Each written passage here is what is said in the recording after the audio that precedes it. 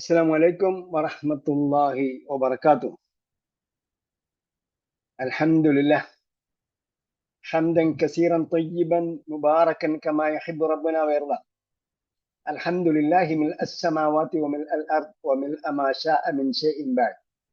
الحمد لله الذي أنزل قرآنا عربيا غير ذي عوج لعلهم يتقون بلسان عربي مبين لعلكم تعقلون. اللهم صل وسلم وبارك على نبينا محمد وعلى آله وصحبه أجمعين. أهلا وسهلا ومرحبا بكم إلى درسنا الجديد من سلسلة دروس اللغة العربية غير الناطقين بها، وهي تحت إشراف فهم القرآن على أيسر طريق. ഇതുവരെ പറഞ്ഞെല്ലാം അറബിയിലാണ്. ഈ അറബി പഠിക്കാൻ തുടങ്ങുന്ന ആൾക്കാർക്ക് ഒരു പക്ഷേ മനസ്സിലായിട്ടുണ്ടാകും. ആദ്യമായി അസ്സലാമു അലൈക്കും അറിയാമല്ലോ, പിന്നെ പറയേണ്ട കാര്യം. അത് കഴിഞ്ഞ് പിന്നെ പറഞ്ഞത് ഹംദൻ കസീറൻ അൽഹംദുലില്ലാഹി ഹംദൻ കസീറൻ ത്വയ്യിബൻ മുബാറകൻ കമാ യഹിബ്ബു റബ്ബുനാ വയർദ.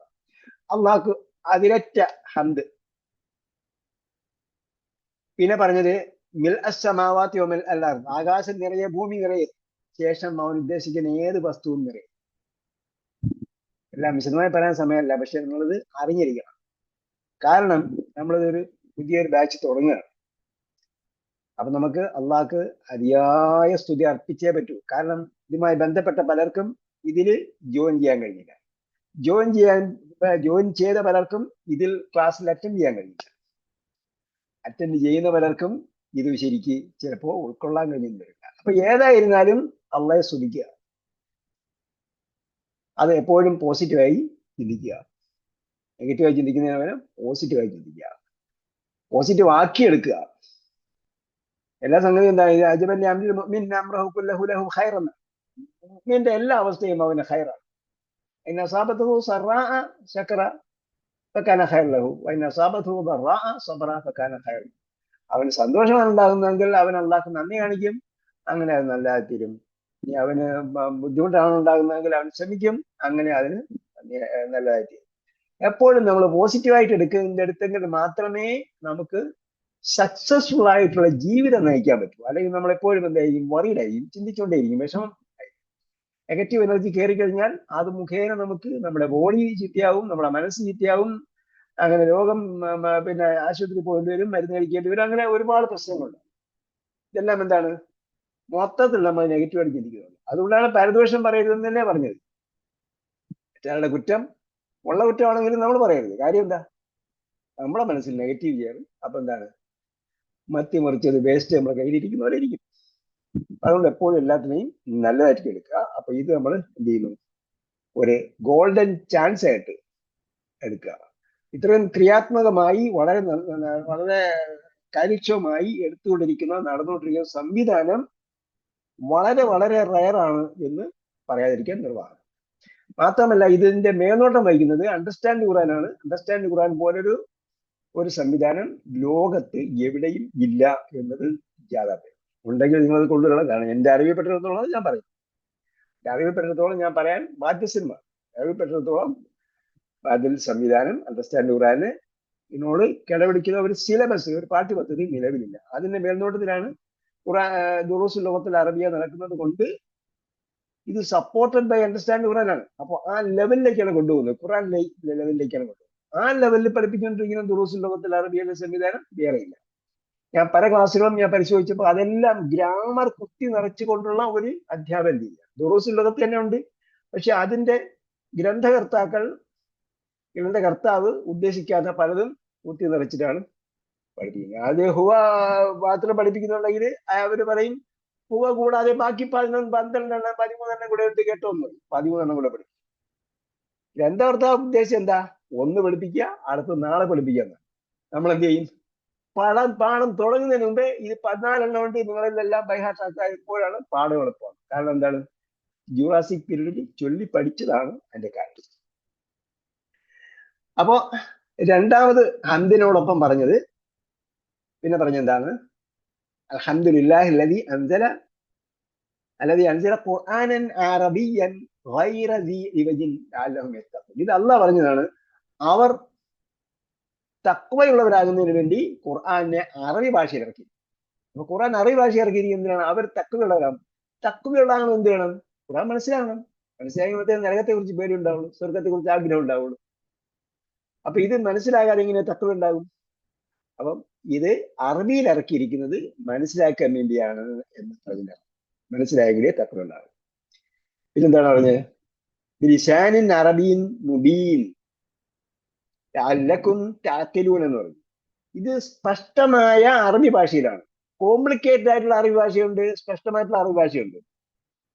നമ്മൾ മലയാളത്തിലൊക്കെ പറയുമ്പോഴത്തേക്ക് ഇപ്പൊ ഉദാഹരണമായിട്ട് ഒരു കവിത പറഞ്ഞ പാദസാം നിശ്ചയം വാർന്നു കഴിഞ്ഞാൽ സേതുബന്ധനോ ഉദ്യോഗമന്തരം. നമുക്ക് എന്ത് മനസ്സിലായി? അവരൊരു കല്യാണം കഴിക്കുക, കല്യാണത്തിൽ പോയിട്ട് ഞാനൊരു കല്യാണത്തിൽ പോവുകയാണെന്ന് പറഞ്ഞു. ഞാൻ സ്വയംവര ഉണ്ടല്ലോ, നിങ്ങൾക്ക് അറിയുമെന്നറിയില്ല, സ്വയംവരം. അപ്പം വധു അവിടെ വെച്ചിട്ട് എന്ത് ചെയ്യാണ്? വരനെ തിരഞ്ഞെടുക്കുകയാണ്. ഞാനും അതിന് എന്നെ ഒരുപക്ഷെ വരനായി തിരഞ്ഞെടുക്കാൻ സാധ്യതയുണ്ട് ആ രാജകുമാരി എന്ന് വിചാരിച്ചിട്ട് പോവുകയാണ്.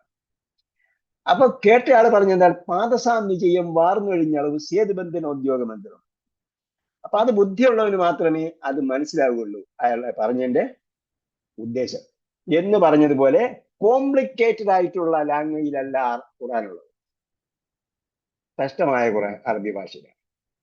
അപ്പൊ ഒന്ന് റിവജിൻ പറഞ്ഞു, മറ്റൊന്ന് ലിസാനിൻ അറബിൻ മുബീൻ പറഞ്ഞു. കോംപ്ലിക്കേഷൻ ഇല്ല, ക്ലിയർ ആയിട്ടുള്ള അറബി ഭാഷയിലാണ്. ആ ക്ലിയർ ആയിട്ടുള്ള കോംപ്ലിക്കേഷൻ ഇല്ലാത്ത അറബി ഭാഷ പഠിച്ചാൽ ഖുർആൻ മനസ്സിലാക്കും. ഖുർആൻ മനസ്സിലാക്കൽ എന്താണ്?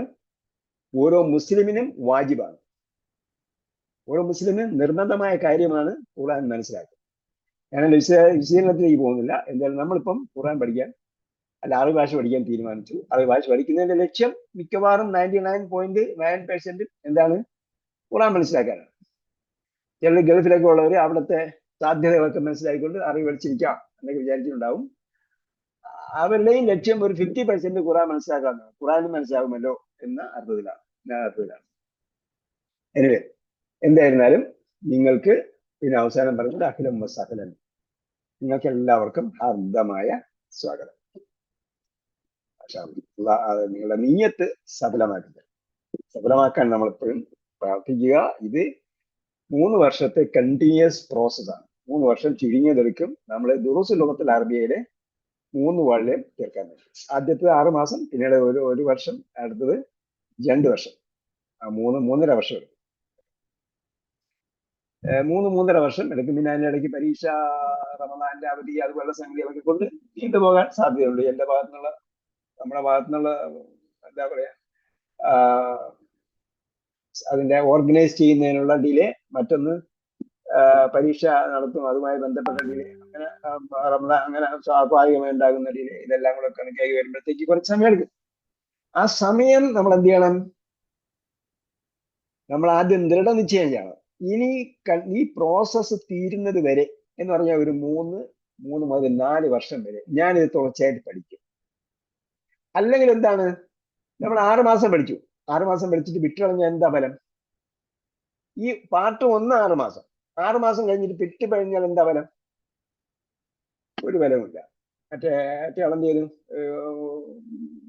ഒരാളുടെ പേര് പറയുമല്ലോ, അയാൾ കയറ്റത്തില് ഉരുട്ടി മലയുടെ മുകളിൽ കൊണ്ടുവന്ന് കല്ല് വെച്ചു. എന്നിട്ട് എന്ത് ചെയ്തു? അവിടെ നിന്ന് വിട്ടുകളഞ്ഞു എന്ന പോലെ ഇരിക്കും. ആളുടെ പേരിലാണ് ഞാൻ പറഞ്ഞത്. ആള് അറിയില്ലേ, കഥ പണ്ട് പറയും. ഉരുട്ടി ചെന്ന് മുകളിൽ കൊണ്ടുവച്ചിട്ട് അവിടെ നിന്ന് വിട്ടുകളഞ്ഞു എന്നതുപോലെ. നാരായണത്ത് ഭ്രാന്തൻ. നമ്മൾ ഭ്രാന്തൻ എന്ന് പറയുന്നെങ്കിൽ ആള് ഭ്രാന്തനല്ല, ആള് ബുദ്ധിമാനാണ്. നമ്മൾ പല കാര്യങ്ങൾ ചെയ്യുന്നത് അവിടം വരെ കൊണ്ടെത്തിക്കും, അവിടെ നിന്ന് ഡിം എന്ന് പറഞ്ഞിട്ട് പറയും. അപ്പൊ 6 മാസം കഴിഞ്ഞ് നിർത്താനാണെങ്കിൽ ഇത് തുടങ്ങാതിരിക്കുന്നതാണ് നല്ലത്. കാരണം നമ്മള് എന്നൊക്കെ പഠിച്ചിട്ട് അങ്ങനെ ഒരു പരുവത്തിലെത്തി. അവിടെ നിന്ന് പിന്നീട് അങ്ങോട്ട് പോകാനുള്ള ഓപ്പണിങ് ഡോർ തുറക്കേ ഉള്ളൂ 6 മാസത്തെ ഈ പാർട്ട് 1 കഴിയുമ്പോൾ. അത് കഴിഞ്ഞിട്ട് പിന്നെ പാർട്ട് 2 കുറച്ച് കൂടുതൽ കാര്യങ്ങൾ പഠിക്കാനുണ്ട്. പാർട്ട് 3 2 ഭാഗമായി തിരിച്ചിട്ടുണ്ട്. മുമ്പ് അത് പാർട്ട് 3-4 ഉണ്ടായിരുന്നു. ഇപ്പോൾ അത് 2 കൂടെ ഒരുമിച്ചാണ് വരുന്നത്. അപ്പൊ പാർട്ട് 3 എയും ബിയുമായിട്ടാണ് നമ്മൾ ഇപ്പോൾ പഠിപ്പിക്കുന്നത്. ആ പാർട്ട് 3 എ വരെ പഠിച്ചെങ്കിൽ മാത്രമേ നമുക്ക് എന്താവുള്ളൂ, പാർട്ട് 3ന്റെ പകുതി വരെ അതുവരെയെങ്കിലും പഠിച്ചെങ്കിൽ മാത്രമേ നമ്മൾ ഇതിന്റെ ഒരു ലാംഗ്വേജിന്റെ ഒരു ഘടനയിൽ എത്തും. അപ്പോഴേ മാത്രമേ നമുക്ക് ഖുർആൻ പൂർണ്ണമായ അതിന്റെ സ്ട്രക്ചർ, അതിന്റെ ഘടനയിൽ മനസ്സിലാക്കാൻ പറ്റും. അതുവരെ നമുക്ക് മനസ്സിലാവില്ല എന്നല്ല, കുറേശ്ശെ മനസ്സിലായിക്കൊണ്ടേയിരിക്കും. അപ്പൊ ഇതൊന്ന്. അപ്പൊ എന്ത് ചെയ്യണം, എല്ലാവരും ഗോൾ സെറ്റ് ചെയ്തോ? ഗോൾ സെറ്റ് ചെയ്യാത്ത ആരെങ്കിലും ഉണ്ടെങ്കിൽ ഗോൾ സെറ്റ് ചെയ്യും. കാരണം ഗോൾ സെറ്റ് ചെയ്യാന്ന് പറഞ്ഞാൽ അറബിയിൽ എന്ത് പറയും? ഗോൾ സെറ്റ് ചെയ്യാന്ന് പറഞ്ഞാൽ അറബിയിൽ എന്ത് പറയും? ആർക്കും അറിയില്ല. അറബിയിൽ നീയത്ത് എന്ന് പറയും. നീയത്ത് എന്ന് പറയും. അപ്പൊ നമസ്കരിക്കാൻ നീയത്ത് വേണം, നോമ്പടിക്കാൻ നീയത്ത് വേണം, ഹജ്ജിന് ഇഹ്റാം ചെയ്യൽ നീയത്താണത്. അപ്പൊ എല്ലാത്തിനും എന്ത് വേണം? നീയത്ത് വേണം. ഇന്നമൽ അഅ്മാലു ബിന്നിയ്യാത്ത്. അപ്പൊ 4 വർഷത്തെ അറബി കോഴ്സ് ഞാൻ പൂർത്തീകരിക്കും, ചുരുങ്ങിയത് 3 വർഷത്തെ എങ്കിലും പൂർത്തീകരിക്കും, 3 3 4 4 എന്ന് ദൃഢനിശ്ചയം ചെയ്യാൻ, നീയത്ത് ചെയ്യാൻ കഴിയണം. കഴിഞ്ഞാൽ പിന്നെ എന്ത് ചെയ്യും? പിന്നെ നമ്മൾ പാർട്ട് 1ന്റെ ഫീസ് അടയ്ക്കും. പാർട്ട് 1 6 മാസമാണ്. അപ്പൊ നമ്മളെ ലോങ് ടേം ഗോൾ ഉണ്ട്, ഷോർട്ട് ടേം ഗോളും ഉണ്ട്. ലോങ് ടേം ഗോളാണ് ആദ്യം നമ്മൾ എന്ത് ചെയ്യുന്നത്? സെറ്റ് ചെയ്യുന്നത്. സെറ്റ് ചെയ്തിട്ട് പിന്നെ റോഡ് മാപ്പിംഗ് എന്നാണ് പറയുന്നത്. ഗോൾ സെറ്റ് ചെയ്താൽ പിന്നെ അവിടെ എങ്ങനെ എത്തിച്ചേരും? 4 വർഷത്തെ കോഴ്സ് എങ്ങനെ നമുക്ക് കംപ്ലീറ്റ് ചെയ്യാൻ പറ്റും? ആദ്യം 6 മാസത്തെ കോഴ്സിന് അറ്റൻഡ് ചെയ്യണം, അതിന്റെ പരീക്ഷ എഴുതണം. പിന്നെ അടുത്ത 1 വർഷത്തെ കോഴ്സിന് അറ്റൻഡ് ചെയ്യണം, അതിന്റെ പരീക്ഷ എഴുതണം. അടുത്ത 2 വർഷത്തെ കോഴ്സ് ഉണ്ട്, അതിന്റെ പരീക്ഷ എഴുതണം. ആ കോഴ്സ് അറ്റൻഡ് ചെയ്യണം, പരീക്ഷ ചെയ്യണം. അപ്പൊ അങ്ങനെയാണ് നമ്മൾ ഇപ്പൊ എല്ലാത്തിനും ചെയ്യുന്ന. ഞാൻ ഡോക്ടർ ആകാൻ പോവാണെന്ന്. എപ്പോഴും ചുരുങ്ങിയത് 8ാം ക്ലാസ് പഠിക്കുമ്പോഴേ നമ്മൾ ഡോക്ടർ ആകാൻ പോകണമെന്ന് പറയും. നേരത്തെ നമുക്ക് അറിയാത്തതുകൊണ്ട് 8 9 പഠിക്കുമ്പോഴത്തേക്ക് ഓൾറെഡി തീരുമാനത്തിൽ കഴിഞ്ഞു. ഞാൻ ചുരുങ്ങിയ 10ാം ക്ലാസ് പാസ്സാകുമ്പോഴേക്കും നമ്മൾ എന്ത് ചെയ്യും? ഡോക്ടർ പഠിക്കാൻ പോകും. കാരണം അപ്പൊ പിന്നെ നമ്മൾ സയൻസ് എടുക്കണോ, കൊമേഴ്സ് എടുക്കണോ, വേറെ എടുക്കണം തീരുമാനിച്ചു. അപ്പൊ ഈ തീരുമാനം കഴിഞ്ഞിട്ടല്ലേ പിന്നെ നമ്മൾ +1 +2 ഒക്കെ എഴുതുന്നത്. അപ്പൊ നമ്മൾ ഡോക്ടർ ആവുന്നില്ല. അത് കഴിഞ്ഞിട്ട് പിന്നെ എന്ത് ചെയ്യും? നമ്മൾ എൻട്രൻസ് എഴുതുന്നു, അപ്പോഴും ഡോക്ടർ ആവുന്നില്ല. അത് കഴിഞ്ഞിട്ട് പിന്നെ നമ്മൾ കോഴ്സിന് പോകുന്നു. 1st semester, 2nd semester, 3rd semester, 4th semester, ഇങ്ങനെ പല സെമസ്റ്റർ കഴിയുമ്പോഴാണ് നമ്മൾ പിന്നെ ഹൗസ് സർജൻസിയെ കഴിയുമ്പോഴാണ് നമ്മൾ ഡോക്ടർ ആവുന്നത്. അപ്പോൾ ഡോക്ടർ ആവുമോ? MBBS കഴിയുമ്പോൾ ഡോക്ടർ ആവുമോ? ആവോ? അത് അറിയില്ലേ? ഡോക്ടർമാരും ഇല്ലേ?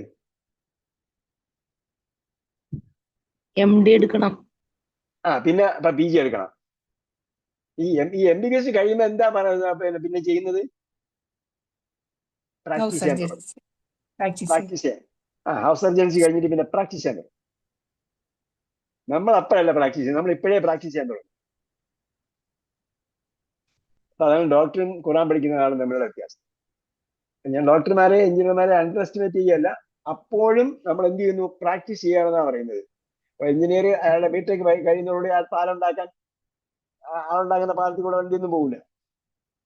പിന്നെ അയാൾ സീനിയർ എഞ്ചിനീയറിന്റെ കൂടെ വർക്ക് ചെയ്യാനെങ്കിൽ മാത്രമേ പറ്റുള്ളൂ, അല്ലാതെ ആരും കൊണ്ട് അയാളെ പ്രൊജക്ട് ചെയ്യിപ്പിക്കില്ല. പക്ഷേ നിങ്ങൾ 6 മാസം പഠിച്ചു കഴിയുമ്പോൾ ഖുർആൻ മനസ്സിലാവും. ഇനി ആരെങ്കിലും ഇതിൽ അണ്ടർസ്റ്റാൻഡ് ഖുർആനിൽ ചേരാത്തവരുണ്ടെങ്കിൽ ഇപ്പൊ തന്നെ പുതിയ ബാച്ച് തുടങ്ങിയിട്ടുണ്ട്, അണ്ടർസ്റ്റാൻഡ് ഖുർആൻ കൂടെ ചേരണം. കാരണം അത് ഇതിന്റെ പൂർത്തീകരണത്തിന് വേണ്ടിയുള്ളതാണ്. അതിന്റെ പൂർത്തീകരണത്തിനാണ് ഇതിന്റെ പൂർത്തീകരണത്തിനാണ് അത്. യഥാർത്ഥത്തിൽ അണ്ടർസ്റ്റാൻഡ് ഖുർആനിൽ കംപ്ലീറ്റ് ആകാത്ത ഏതെങ്കിലും പോർഷൻ ഉണ്ടെങ്കിൽ അതിനെ ഫില്ല് ചെയ്യാൻ വേണ്ടിയാണ് കമ്മ്യൂണിക്കേറ്റീവ് അറബിക്ക് നമ്മൾ പഠിപ്പിക്കുന്നത്. കമ്മ്യൂണിക്കേറ്റീവ് അറബിക്ക് മാത്രം പഠിക്കുന്നവർക്ക് ഇതിലെ സർഫ് എന്ന് പറയുന്ന വെർബ് കൺജുഗേഷൻ എന്ന് പറയുന്ന സംഭവം വളരെ ടഫായിരിക്കും.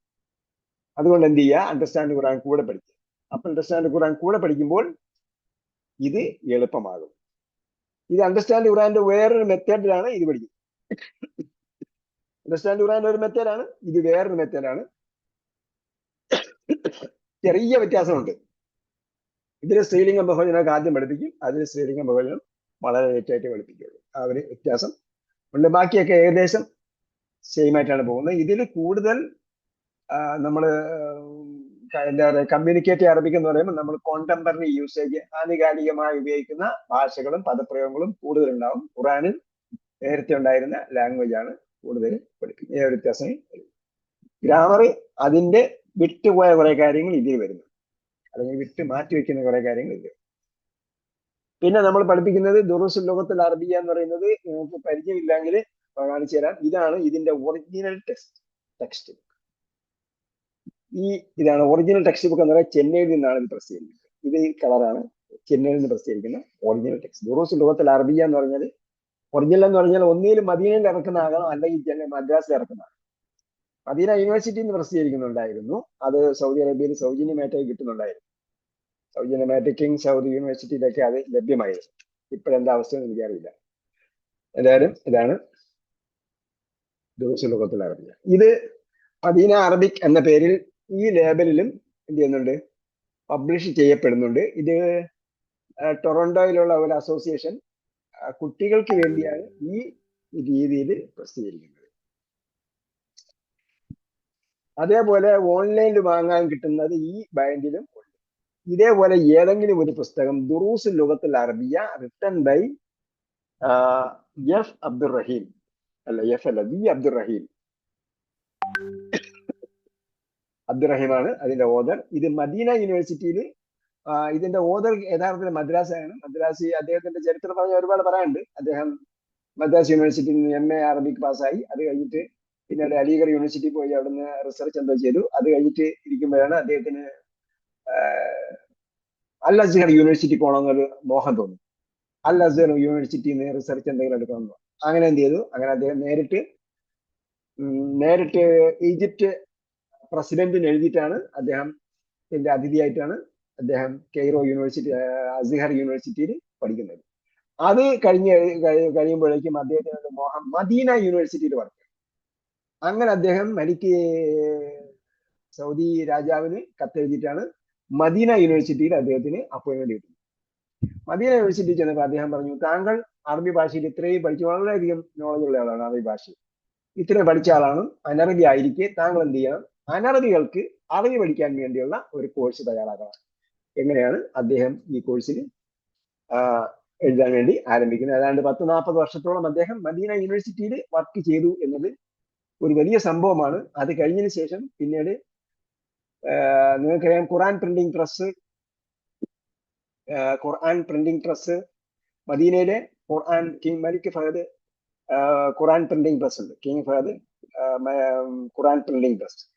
കിങ് ഫഹദ് ഖുർആൻ പ്രിന്റിംഗ് പ്രസ്സിൽ അദ്ദേഹം ഖുർആൻ പ്രിന്റിംഗ് പ്രസ്സിൽ അനവധി ഭാഷകളിലേക്ക്, ലോകത്തുള്ള മിക്കവാറും ഭാഷകളിലേക്ക് ഖുർആൻ ട്രാൻസ്ലേറ്റ് ചെയ്യപ്പെടുന്നുണ്ട്. ആ ട്രാൻസ്ലേഷന്റെ ഹെഡായിട്ട് അദ്ദേഹം മദീന യൂണിവേഴ്സിറ്റിയിൽ പോയതിനു ശേഷം അദ്ദേഹം കുറെ നാൾ വർക്ക് ചെയ്തിരുന്നു. അതായത് കുറെ വർഷം വർക്ക് ചെയ്തിട്ടുണ്ട്. അത് എത്രയാണെന്നുള്ള എനിക്ക് കൃത്യമായിട്ട് ഇപ്പോൾ ഓർമ്മയില്ല. എന്തായാലും കുറെ വർഷം അദ്ദേഹം വർക്ക് ചെയ്തു. അതിനിടയിലാണ് അദ്ദേഹത്തിന്റെ ദൗത്യം മതിയാക്കി അള്ളാഹ് അദ്ദേഹത്തെ തിരിച്ച് വിളിക്കുന്നത്. അള്ളാഹ് അദ്ദേഹത്തിന് മർഹമത്തും മഗ്ഫിറത്തും കൊടുക്കട്ടെ. ലോകത്തിന് ഒരു വലിയ സംഭാവന നൽകിയിട്ടാണ് പോയത്. ഭാഷ പഠിക്കുന്നതിന് വേണ്ടിയുള്ള, അനറബികൾക്ക് വേണ്ടി അറബി ഭാഷ പഠിക്കുന്നതിന് വേണ്ടിയുള്ള പാഠ്യപദ്ധതി ഇപ്പൊ ലോകത്തിന്റെ അങ്ങോളം ഇങ്ങോളം നമ്മൾ തിരഞ്ഞെടുക്കാൻ കാരണം ഇത് എവിടെയും അവൈലബിൾ ആണ്. നിങ്ങൾക്കിപ്പം ഗൾഫിലേക്ക് അയച്ചു തരേണ്ട കാര്യമില്ല. ഓൺലൈനിൽ ഓർഡർ ചെയ്താൽ ഗൾഫിൽ കിട്ടും. ദാറുസലാം പോലുള്ള പുസ്തകശാലകളിൽ ഇത് ഓൾറെഡി അവൈലബിൾ ആണ്. അതേപോലെ ജരീർ ബുക്സിൽ അവൈലബിൾ ആണ്. അതുപോലെ വേറെ പല ബുക്ക് സ്റ്റാളുകളും കിട്ടും. അല്ലെങ്കിൽ ഓൺലൈനിൽ ഓർഡർ ചെയ്താൽ ലോകത്തിന്റെ എവിടെയും ഇത് അവൈലബിൾ ആണ്. നിങ്ങൾ ഇതിന്റെ കോഴ്സിന്റെ ഫീസ് അടയ്ക്കുന്നതോടുകൂടി നമുക്ക് ഇവിടെ ചീപ്പ് ആൻഡ് ബെസ്റ്റ് ആയിട്ടാണ് ഇവിടെ മദ്രാസ് പ്രിന്റ് കിട്ടുന്നത്. ആ മദ്രാസ് പ്രിന്റ് ആണ് നിങ്ങൾക്ക് നമ്മൾ അയച്ചു തരുന്നത്. ഇത് താരതമ്യേന എക്കണോമിക് ആയിട്ട് ഇവിടെയുള്ള പുസ്തകങ്ങളുടെ ക്വാളിറ്റിയിലും ബൈൻഡിങ്ങിന്റെ ക്വാളിറ്റിയിലുമാണ് ഇതിറങ്ങുന്നത്. അല്ലാതെയും ടൊറന്റോയുടെ ഒക്കെ കളർ പ്രിന്റാണ്, കളർ ബുക്കാണ്. ഇത് പറഞ്ഞത് അകത്ത് ബ്ലാക്ക് ആൻഡ് വൈറ്റ് ആണ്. ഇതല്ലാതെ ഇപ്പൊ ഇവിടെ ഡിസ്പ്ലേ ചെയ്തിരിക്കുന്ന വേറൊരു പുസ്തകവും ഉണ്ട്. അതിന്റെ ടെക്സ്റ്റ് എന്റെ കയ്യിലില്ല, പ്രിന്റഡ് വെർഷൻ എന്റെ കയ്യിലില്ല. നമ്മുടെ ടീച്ചർ നിങ്ങൾക്ക് ക്ലാസ് എടുക്കാൻ നിയുക്തി ആയിരിക്കുന്നത് ഷഫില ടീച്ചറാണ്. പിന്നെ ഇടയ്ക്കിടെ ഞാൻ എടുക്കും. ഒരുപക്ഷെ എന്റെ സൗകര്യമുണ്ടെങ്കിൽ ക്ലാസിന്റെ പ്രധാന ഭാഗവും അതിന്റെ ഇൻട്രൊഡക്ഷൻ ഞാൻ നൽകും. എക്സസൈസ് ആയിരിക്കും ഷഫില ടീച്ചർ എടുക്കുക. ഷഫില ടീച്ചർ MA അറബിക്കാണ്. പുളിക്കൽ മദീനത്തുൽ ഉലൂം അറബി കോളേജിൽ നിന്നാണ് MA അറബി കഴിഞ്ഞിരിക്കുന്നത്. അതുകൊണ്ട് അതിൻ്റെതായ ക്ലാസ് എടുക്കുന്നതിന് വേണ്ടിയുള്ള ക്വാളിഫിക്കേഷൻ ഉള്ള ആളാണ്. ശരി, ഇനി തുടങ്ങുന്നതിന് മുമ്പ് വേറെ എന്തെങ്കിലും സംശയം ഉണ്ടോ? നമുക്ക് അരമണിക്കൂറുള്ള ഒരു പാഠം ഇന്ന് പഠിക്കാം. ഫീസ് അടയ്ക്കാത്തവർ എത്രയും വേഗം പെട്ടെന്ന് ഫീസ് അടയ്ക്കുക. ഫീസിന്റെ ലിസ്റ്റ് എന്റെ കയ്യിൽ കിട്ടാത്തതുകൊണ്ടാണ് പിന്നെ എന്ത് ചെയ്താത്തത്, ബുക്ക് അയച്ചു തരാത്തത്. എന്റെ കയ്യിൽ കിട്ടിയിട്ടില്ല. നിങ്ങൾ അടച്ചവരിലേക്ക് അഡ്രസ് ചെയ്യും. ചിലരേക്ക് അഡ്രസ്സ്, ചിലർ ഫീസ് അടച്ചിട്ടില്ല, അടച്ചവർ എല്ലാവരും അഡ്രസ്സ് കൊടുത്തിട്ടുണ്ട്. അപ്പൊ നാളെ കിട്ടി കഴിഞ്ഞാൽ നാളെ ഒരു ലിസ്റ്റ് അയക്കും. അത് കഴിഞ്ഞാൽ പിന്നെ തിങ്കൾ ഞാൻ ഓഫീസിന് പുറത്താണ്, അതുകൊണ്ട് ചൊവ്വാഴ്ച ആയിരിക്കും അടുത്ത ഷിപ്മെന്റ് അയക്കുക. ചൊവ്വാഴ്ച ആയിരിക്കും. നിങ്ങൾക്ക് 2-3 ദിവസത്തിനകം ഇന്ത്യൻ അഡ്രസ്സിലേക്ക് അയക്കും. ഗൾഫിലേക്കുള്ള അഡ്രസ്സിലേക്ക് നമ്മൾ ഇവിടെ നിന്ന് അയച്ചു തരില്ല. അതിനുവേണ്ടി ആരും ഡിസ്കൗണ്ട് ചോദിക്കരുത്. പുസ്തകം നമ്മൾ അയച്ചു തരുന്നവർക്കാണ് അയച്ചു തരുന്നത്, അല്ലാത്തവർ ഡിസ്കൗണ്ട് ചോദിക്കരുത്. കാരണം നമ്മൾ ഇത് മേക്കപ്പ് ചെയ്ത് കൊണ്ടുപോകാൻ പറ്റില്ല. അതുകൊണ്ട് ഇതിന് ഒരു തുച്ഛമായ പൈസയാണ് ബുക്കിനായിട്ട് വില വരുന്നത്. അപ്പോ അത് എന്താണ് ഇതിന്റെ കൂട്ടത്തിലുള്ള ഒരു ചിലവായിട്ട് നിങ്ങൾ കണക്കാക്കിയാൽ പറ്റും. അത് പുസ്തകം വേണ്ട, നിങ്ങൾ ഓൺലൈനിൽ വാങ്ങുന്നുള്ളവർ ഓൺലൈനിൽ വാങ്ങിക്കും. അതെല്ലാം നിങ്ങളെ ഇന്ത്യൻ അഡ്രസ്സിലേക്ക് അയച്ചു തരണമെങ്കിൽ നമ്മൾ ഇന്ത്യൻ അഡ്രസ്സിലേക്ക് പുസ്തകം അയച്ചു. അത് രജിസ്റ്റേർഡ് പോസ്റ്റായിട്ട് നിങ്ങളുടെ വീട്ടു അഡ്രസ്സിലേക്ക് വരികയാണ് ചെയ്യുന്നത്. വേറെ എന്തെങ്കിലും പറയണ്ട? പാഠം 1 പോവുകയാണ്. നമ്മൾ മനസ്സിലാക്കിയിരിക്കേണ്ടത്, നമ്മൾ വളരെ വെൽ ഓർഗനൈസ്ഡ് ആയിട്ടുള്ള ഒരു സിലബസ് ആണ് എന്ത് ചെയ്തിരിക്കുന്നത്, ഫോളോ ചെയ്യുന്നത്. വളരെ കൃത്യമായി അടുക്കും ചിട്ടയോടും കൂടിയുള്ള ഒരു കോഴ്സാണ് എന്ന് എനിക്ക് ബോധ്യപ്പെട്ടതിന്റെ അടിസ്ഥാനത്തിലാണ് ഈ കോഴ്സ് നമ്മൾ ഫോളോ ചെയ്യുന്നത്. അതല്ല ഇതിനേക്കാളും വെൽ ഓർഗനൈസ്ഡ് ആയിട്ടുള്ള ഏതെങ്കിലും പുസ്തകം, എല്ലാ പുസ്തകങ്ങളും നമുക്ക് കണ്ടെത്താൻ പറ്റുന്നവരില്ലല്ലോ. ഉണ്ടെങ്കിൽ അത് നമ്മൾ ഫോളോ ചെയ്യാൻ കുഴപ്പമൊന്നുമില്ല. പക്ഷെ നമുക്ക് നെക്സ്റ്റ് അടുത്ത വർഷം നമുക്ക് നോക്കാം. ആരെങ്കിലും അങ്ങനെ ആരുടെയെങ്കിലും ശ്രദ്ധയിൽപ്പെട്ടിട്ടുണ്ടെങ്കിൽ എന്നെ അറിയിക്കാം. ഞാൻ കണ്ടിടത്തോളം ഇത് ഓർഗനൈസ്ഡ് ആയിട്ടുള്ള ഒരു പാഠ്യപദ്ധതി. നമ്മൾ ഇന്നത് പഠിക്കണം, ഇത് പഠിക്കണം, അതിന് ശേഷം ഇത് പഠിക്കണം, അങ്ങനെയാണ്. അല്ല, നിങ്ങൾക്ക് എന്ത് സംസാരിക്കണം എന്നത് നോക്കിയിട്ടല്ല നമ്മൾ പഠിക്കുന്നത്. ഇതിന്റെ ഘടനയിൽ പ്രത്യേകിച്ച് നമ്മൾ സംസാരിക്കുമ്പോൾ വെർബ് വേണ്ടി വരും. ക്രിയകൾ പഠിക്കുമ്പോൾ ടെൻസ് പഠിക്കേണ്ടി വരും. Past tense, present tense, future tense ഒക്കെ പഠിക്കേണ്ടി വരും. അങ്ങനെ വരുമ്പോൾ നമുക്ക് ആ ടെൻസ് പഠിക്കുന്നതിന് കുറച്ച് പ്രതിബന്ധങ്ങളുണ്ട്. ആ വൈതരണികൾ റിസ്ക് ഏറ്റെടുക്കാൻ നമ്മൾ സന്നദ്ധമാണ്. അതുവരെ നമ്മൾ എന്ത് ചെയ്യുള്ളൂ, അതുവരെ നമ്മൾ എന്ത് ചെയ്യും, നോമിനൽ സെന്റൻസ് ആയിരുന്നു പഠിപ്പിക്കും, നാമവാക്യങ്ങൾ. കാരണം ആദം അലൈഹിസ്സലാമിക്ക് ആദ്യം പഠിപ്പിച്ചെടുത്തത് നാമവാക്യങ്ങളാണെന്നാണ് പറയുന്നത്. അല്ലം ആദമൽ അസ്മാ കുല്ലഹ, എല്ലാ നൗണുകളും പഠിപ്പിച്ചു കൊടുത്തെന്ന് പറയുമ്പോൾ ആ നൗണുകൾ ഉപയോഗിച്ച് സംസാരിക്കണ്ടേ. അപ്പം എന്ത് പഠിപ്പിച്ചിട്ടുണ്ടാവും, നാമവാക്യങ്ങളായിരിക്കും പഠിപ്പിച്ചിട്ടുണ്ടാവുക. അത് കഴിഞ്ഞിട്ടാണ് പിന്നീട് വെർബൊക്കെ വന്നത്. അപ്പൊ അതുകൊണ്ട് ഗ്രാജുവലിയെ വെർബിലേക്ക് വരുള്ളൂ. അപ്പൊ അതുകൊണ്ട് നിങ്ങൾ ഇഷ്ടപ്പെട്ടതല്ല നമ്മൾ പഠിപ്പിക്കുന്നത്, മറിച്ച് ഇവിടെ ഒരു കോഴ്സ് ഉണ്ടാക്കി വെച്ചിട്ടുണ്ട്. അത് ഗ്രാജുവൽ ഡെയിലി ഡെവലപ്പ് ചെയ്ത് പോകുന്നതാണ്. അതാണ് നമ്മൾ പഠിപ്പിക്കുന്നത്. നിങ്ങൾ ചോദിക്കാനിടയുള്ള സംശയങ്ങളൊക്കെയാണ് ഞാൻ പറയുന്നത്. വേറെ എന്തെങ്കിലും സംശയം ചോദിക്കാനുണ്ടെങ്കിൽ പറഞ്ഞോളൂ.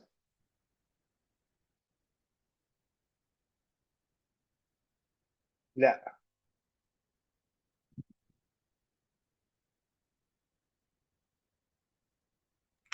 സാർ ഇതിന്റെ പരീക്ഷ ഒക്കെ എങ്ങനെ വരുന്നത്, എക്സാം ഒക്കെ? പരീക്ഷ എല്ലാം നമ്മൾ ഓൺലൈൻ ആയിട്ടാണ്. നിങ്ങളുടെ നിങ്ങളുടെ അറിവാക്കാൻ വേണ്ടിയാണ് പരീക്ഷ എഴുതുന്നത്. നിങ്ങളുടെ അറിവ് നിങ്ങൾ അളക്കുന്നതിന് വേണ്ടിയാണ് പരീക്ഷ എഴുതുന്നത്. മെഷർമെന്റ് നമ്മളാണ് ചെയ്യുന്നത്. അപ്പൊ ക്വസ്റ്റ്യൻ പേപ്പർ നമ്മൾ അയച്ചു തരും, നിങ്ങൾ പരീക്ഷ എഴുതുന്നു, മടക്കി കവറിലിട്ട് ഞങ്ങൾക്ക് അയച്ചു തരുന്നു. നിങ്ങൾ എഴുതിയ പരീക്ഷ നമ്മൾ വിലയിരുത്തുന്നു. നിങ്ങൾ കോപ്പി അടിച്ചാൽ കോപ്പി അടിച്ചതിന്റെ മാർക്ക് കിട്ടും, ശരിക്കും എഴുതിയാൽ ശരിക്കും എഴുതിയതിന്റെ മാർക്ക്. അങ്ങനെ ഇതുവരെ ആരും കോപ്പി അടിച്ചിട്ടില്ല എന്നുള്ളതാണ് എന്റെ അറിവ്. കാരണം ഉത്തരം എഴുതുമ്പോൾ നമുക്കറിയാം. പിന്നെ ചില ആൾക്കാരൊക്കെ നമ്മൾ കുറച്ച് നോക്കി എഴുതിയിട്ടുണ്ടെന്നൊക്കെ പറഞ്ഞിട്ടുണ്ട്. അപ്പൊ നമ്മൾ അതനുസരിച്ച് അവർക്ക് റിസൾട്ട് കിട്ടുള്ളൂ, അത് നമുക്കറിയാം. പിന്നെ അതിന്റെ സർട്ടിഫിക്കറ്റ് ഉണ്ടാവും. റാങ്ക് ആണെങ്കിൽ റാങ്ക് അതിന്റെ സർട്ടിഫിക്കറ്റ് തന്നെ എഴുതും. First rank, second rank, third rank, പിന്നെ അതിന്റെ ഗ്രേഡ്, ഇതെല്ലാം കൊടുത്തിട്ടാണ് സർട്ടിഫിക്കറ്റ് ഒക്കെ വരുന്നത്. വേറെ ഓക്കെ സാർ.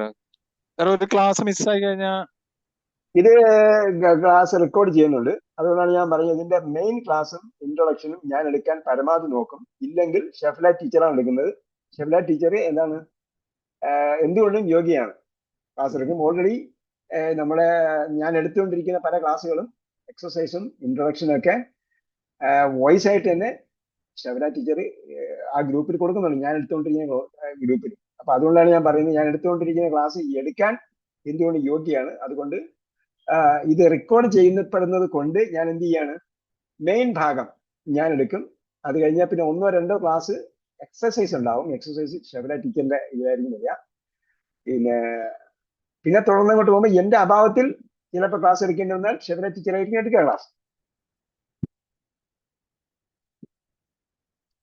ഓക്കെ, വേറെ വീക്കിലി ഒരു ക്ലാസ് ആണോ വരിക? വീക്കിലി ഒരു ക്ലാസ് ആണ്. ഓക്കെ, അങ്ങനെ 6 മാസം 24 ക്ലാസ്സോളം അല്ലേ? 24 ക്ലാസ് ക്ലാസ് ഉണ്ടായിരിക്കും ഇത് കംപ്ലീറ്റ് ചെയ്യാം. കംപ്ലീറ്റ് ആവാം. ഓക്കെ. പിന്നെ അതിനുശേഷം അടുത്ത 1 ഇയർ പ്രോഗ്രാമും വീക്കിലി ഒരു ദിവസമായിട്ടാണോ? അതെ. ഓക്കെ, ശരി. സാറേ, വീക്കിലി അതിന്റെ ഇടയിൽ നമുക്ക് തമാരി എക്സസൈസുകൾ ഉണ്ടാവും? എക്സസൈസ് നിങ്ങൾക്ക് വാട്സപ്പിൽ വിട്ടു തരും. അത് നിങ്ങൾ എന്ത് ചെയ്യണം, കംപ്ലീറ്റ് ചെയ്യണം. ഷബല ടീച്ചർ അത് നോക്കിയിട്ട് കറക്റ്റ് ചെയ്ത് തരും. ഓക്കെ. വേറെ നമ്മളിവിടെ പവറിന്റെ കുറച്ച് പ്രശ്നമുണ്ട്.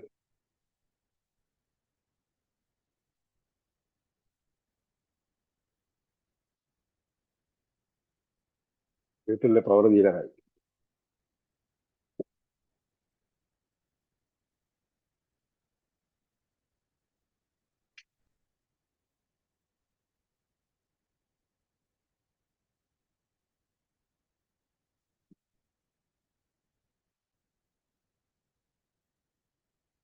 ശരി, അപ്പൊ നമുക്ക് അടുത്ത ഭാഗത്തിലേക്ക് പോകാം. ഇതിന്റെ വാക്കർത്ഥം നിങ്ങൾക്ക് അയച്ചു തരും. നിങ്ങൾ ക്ലാസ് എടുത്തുകൊണ്ടിരിക്കുന്ന സമയത്ത് ഒന്നും എഴുതണ്ട. ഗുരുവിനും ശിഷ്യനും മധ്യേ പുസ്തകം ഗുരുതരമായ തടസ്സം എന്നാണ് പറഞ്ഞിരിക്കുന്നത് വിദഗ്ധന്മാർ. അതുകൊണ്ട് ക്ലാസ് എടുത്തുകൊണ്ടിരിക്കുന്ന സമയത്ത് ഒന്നും എഴുതണ്ട. ഇത് എന്ത് ചെയ്യണം, ക്ലാസ് ശ്രദ്ധിച്ചിരിക്കുകയാണ് വേണ്ടത്. നമ്മൾ ഒരു കമ്മ്യൂണിക്കേഷനിലാണ്, അതാണ് ലൈവ് ക്ലാസിന്റെ പ്രത്യേകത. അപ്പം നിങ്ങളും നമ്മളും തമ്മിൽ, സ്റ്റുഡൻസും അധ്യാപകനും തമ്മിൽ ഒരു കമ്മ്യൂണിക്കേഷനിലാണ് ക്ലാസ് നടക്കുന്നത്. അപ്പോഴാണ് മൈൻഡ് ടു മൈൻഡ് കമ്മ്യൂണിക്കേഷനിലാണ് ക്ലാസ് നടക്കുന്നത്. അതുകൊണ്ട് നിങ്ങൾ മൈൻഡ് മാറ്റിയാൽ നമുക്ക് കമ്മ്യൂണിക്കേഷൻ നടക്കില്ല. അപ്പൊ നിങ്ങൾ മൊബൈൽ ചാർജ് ചെയ്തിട്ട് സ്വിച്ച് ഓഫ് ചെയ്ത് വെക്കുന്ന പോലെ ഇരിക്കും. അപ്പോൾ ചാർജിങ് നടക്കില്ല. അതുകൊണ്ട് എന്ത് ചെയ്യണം, ഫുൾ ചാർജ് നടക്കണമെങ്കിൽ ക്ലാസ് എടുക്കുന്നത് ശ്രദ്ധിച്ചിരിക്കണം. അപ്പൊ പിന്നെ എങ്ങനെ നോട്ട് തയ്യാറാക്കും എന്ന് ചോദിച്ചാൽ, ഒന്ന് വാക്കർത്ഥം, പുതിയ വാക്കിന്റെ അർത്ഥം നിങ്ങൾക്ക് വാട്സപ്പിൽ അയച്ചു തരും. 2, നിങ്ങൾ ഇത് ക്ലാസ് കഴിഞ്ഞ ശേഷം ഒന്നുകൂടെ കേട്ട് നോക്കും. നിങ്ങൾക്ക് റെക്കോർഡിംഗ് വരുമ്പോഴത്തേക്ക് ഒന്നുകൂടെ കേൾക്കാന്ന് യൂട്യൂബിലാണ് അപ്ലോഡ് ചെയ്യുന്നത്. യൂട്യൂബിൽ അപ്ലോഡ് ചെയ്യുമ്പോൾ നിങ്ങൾക്ക് എന്ത് ചെയ്യാൻ പറ്റും, രണ്ടാമത് റിവൈസ് ചെയ്ത് കേൾക്കാൻ പറ്റും. നിങ്ങൾക്ക് ഇഷ്ടമില്ലാത്ത ഭാഗങ്ങൾ നിങ്ങൾക്ക് സ്കിപ്പ് ചെയ്യാം, അല്ലെങ്കിൽ സ്പീഡ് കൂട്ടി വെച്ചൊക്കെ കേൾക്കാൻ പറ്റില്ല. ആ ടെക്നോളജി ഒക്കെ ഉപയോഗിച്ചാൽ എന്താ എന്ത് ചെയ്യാം. ഇപ്പൊ നമ്മൾ ഇൻട്രൊഡക്ഷൻ വേണ്ടെന്നുണ്ടെങ്കിൽ അത് കഴിഞ്ഞിട്ട് വരുന്ന ഭാഗങ്ങൾക്ക് ടൈം അഡ്ജസ്റ്റ് ചെയ്ത് കേട്ട് പഠിക്കാവുന്നതാണ്. പഠിച്ച് നിങ്ങൾക്ക് മനസ്സിലായ ഭാഗം സ്പീഡ് കൂട്ടി വെച്ചിട്ട് എന്ത് ചെയ്യാം, പോകാവുന്നതാണ്. അങ്ങനെ പഠിക്കാം. ആദ്യം നമ്മൾ പറയുന്നത് ഇത് എന്താണ് എന്ന ഒരു പോയിന്റ് ആണ് നമ്മൾ പഠിക്കുന്നത്. ഞാൻ നേരത്തെ പറഞ്ഞു, അപ്പൊ ഇത് അത് എന്നൊക്കെ പറയുന്നിടത്ത് അതായത് ടെൻസ് ഇല്ല. Past tense, present tense, future tense എന്ന് പറയുന്ന ടെൻസ് ഇല്ലാത്ത നാമവാക്യങ്ങളാണ് ആദ്യം പറയുന്നത്. അപ്പൊ ആദ്യം പറയുന്നത് ഇത് ഇതാണ് എന്നാണ് ആദ്യം പറയുന്നത്. അപ്പൊ ഇതാണ് എന്ന് പറയുമ്പോൾ ഇതിന്റെ പേരെന്താണ് നമ്മൾ പഠിക്കണം. ഉദാഹരണമായിട്ട് പറഞ്ഞാൽ ആദ്യം പറയുന്നത് ബൈറ്റ്, വീട്, ഹൗസ്. മലയാളം മദർ ടങ് അല്ലാത്ത, മലയാളം കേട്ടാൽ മനസ്സിലാക്കാത്ത ആരെങ്കിലും ഉണ്ടോ? നമ്മൾ മെയിൻ മലയാളത്തിലായിരിക്കും. എന്തെങ്കിലും ഡൗട്ട് ഉണ്ടെങ്കിൽ ഇംഗ്ലീഷ് ചോദിച്ചാൽ ശബര ടീച്ചറായിരുന്നാലും ഞാനായിരുന്നാലും കേപ്പബിൾ ആണ് പറഞ്ഞുതരാൻ വേണ്ടി. ശബര ടീച്ചർ ഇംഗ്ലീഷ് മീഡിയത്തിലാണ്, അതായത് ഗ്രാജുവേഷൻ പഠിക്കുമ്പോൾ അറബി ഗ്രാജുവേഷൻ, പോസ്റ്റ് ഗ്രാജുവേഷൻ തന്നെ എന്തുണ്ട്, അറബിക്കുണ്ട്, അല്ല ഇംഗ്ലീഷ് ഉണ്ട്. അപ്പൊ അതുകൊണ്ട് ഇംഗ്ലീഷിൽ പറഞ്ഞുതരാൻ ക്വാളിഫൈഡ് ആണ്. പക്ഷെ നമ്മുടെ മീഡിയം മലയാളത്തിലാണ്.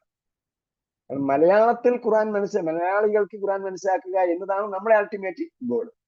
അതുകൊണ്ട് അതിലാണ് മീഡിയം. എന്തെങ്കിലും ഡൗട്ട് ഉണ്ടെങ്കിൽ നമുക്ക് എന്ത് ചെയ്യാൻ പറ്റും, മലയാളത്തിൽ മനസ്സിലാകാത്തത് ഇംഗ്ലീഷ് റൈറ്റിംഗ് അറിയില്ല മലയാളം, കുഴപ്പമില്ലല്ലോ. മലയാളം റൈറ്റിംഗ് എഴുതുന്നത് കുഴപ്പമല്ല. പക്ഷെ നിങ്ങൾ എഴുതുമ്പോൾ ഒന്നുകിൽ മലയാളത്തിൽ എഴുതണം, അല്ലെങ്കിൽ ഇംഗ്ലീഷിൽ എഴുതണം. Manglish is not accepted.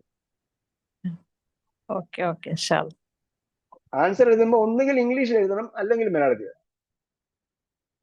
രണ്ട് ലാംഗ്വേജിന്റെ മധ്യത്തുള്ള മംഗ്ലീഷ് എഴുതുന്ന ആൾക്കാരുണ്ട്. ഇംഗ്ലീഷ് അക്ഷരം ഉപയോഗിച്ചിട്ട് മലയാളം എഴുതുന്ന ആൾക്കാരുണ്ട്. പറയുമ്പോഴത്തേക്ക് എനിക്ക് മലയാളം അറിയില്ലായിരുന്നു, വേറെ എന്തെങ്കിലും ആയിരിക്കും. അപ്പം നമ്മൾ ഒന്നുകിൽ ഇംഗ്ലീഷ് അല്ലെങ്കിൽ മലയാളം, രണ്ടിലൊരു ലാംഗ്വേജേ ഉള്ളൂ ഉത്തരം എഴുതുമ്പോൾ. ഇതൊക്കെ സിമ്പിൾ സംഭവമാണ്. അതായത് നമ്മൾ സിമ്പിളായിട്ടാണ് പരീക്ഷ പഠനം നന്നായിട്ട് പഠിപ്പിക്കും. ക്വസ്റ്റ്യൻ എക്സാമിനേഷൻ വളരെ സിമ്പിൾ ആയിരിക്കും. ഭയങ്കര ടഫായിട്ടുള്ള എക്സാമിനേഷൻ അല്ല, വളരെ സിമ്പിൾ ആയിരിക്കും. സിമ്പിൾ എക്സാമിനേഷൻ ആയിരിക്കും. അത് മിക്കവാറും ഒബ്ജക്റ്റീവ് ടൈപ്പ് അങ്ങനെ ഒക്കെ ആയിരിക്കും. അറബിക്ക് മിക്കവാറും ഒബ്ജക്റ്റീവ് ടൈപ്പ് ആയിരിക്കും.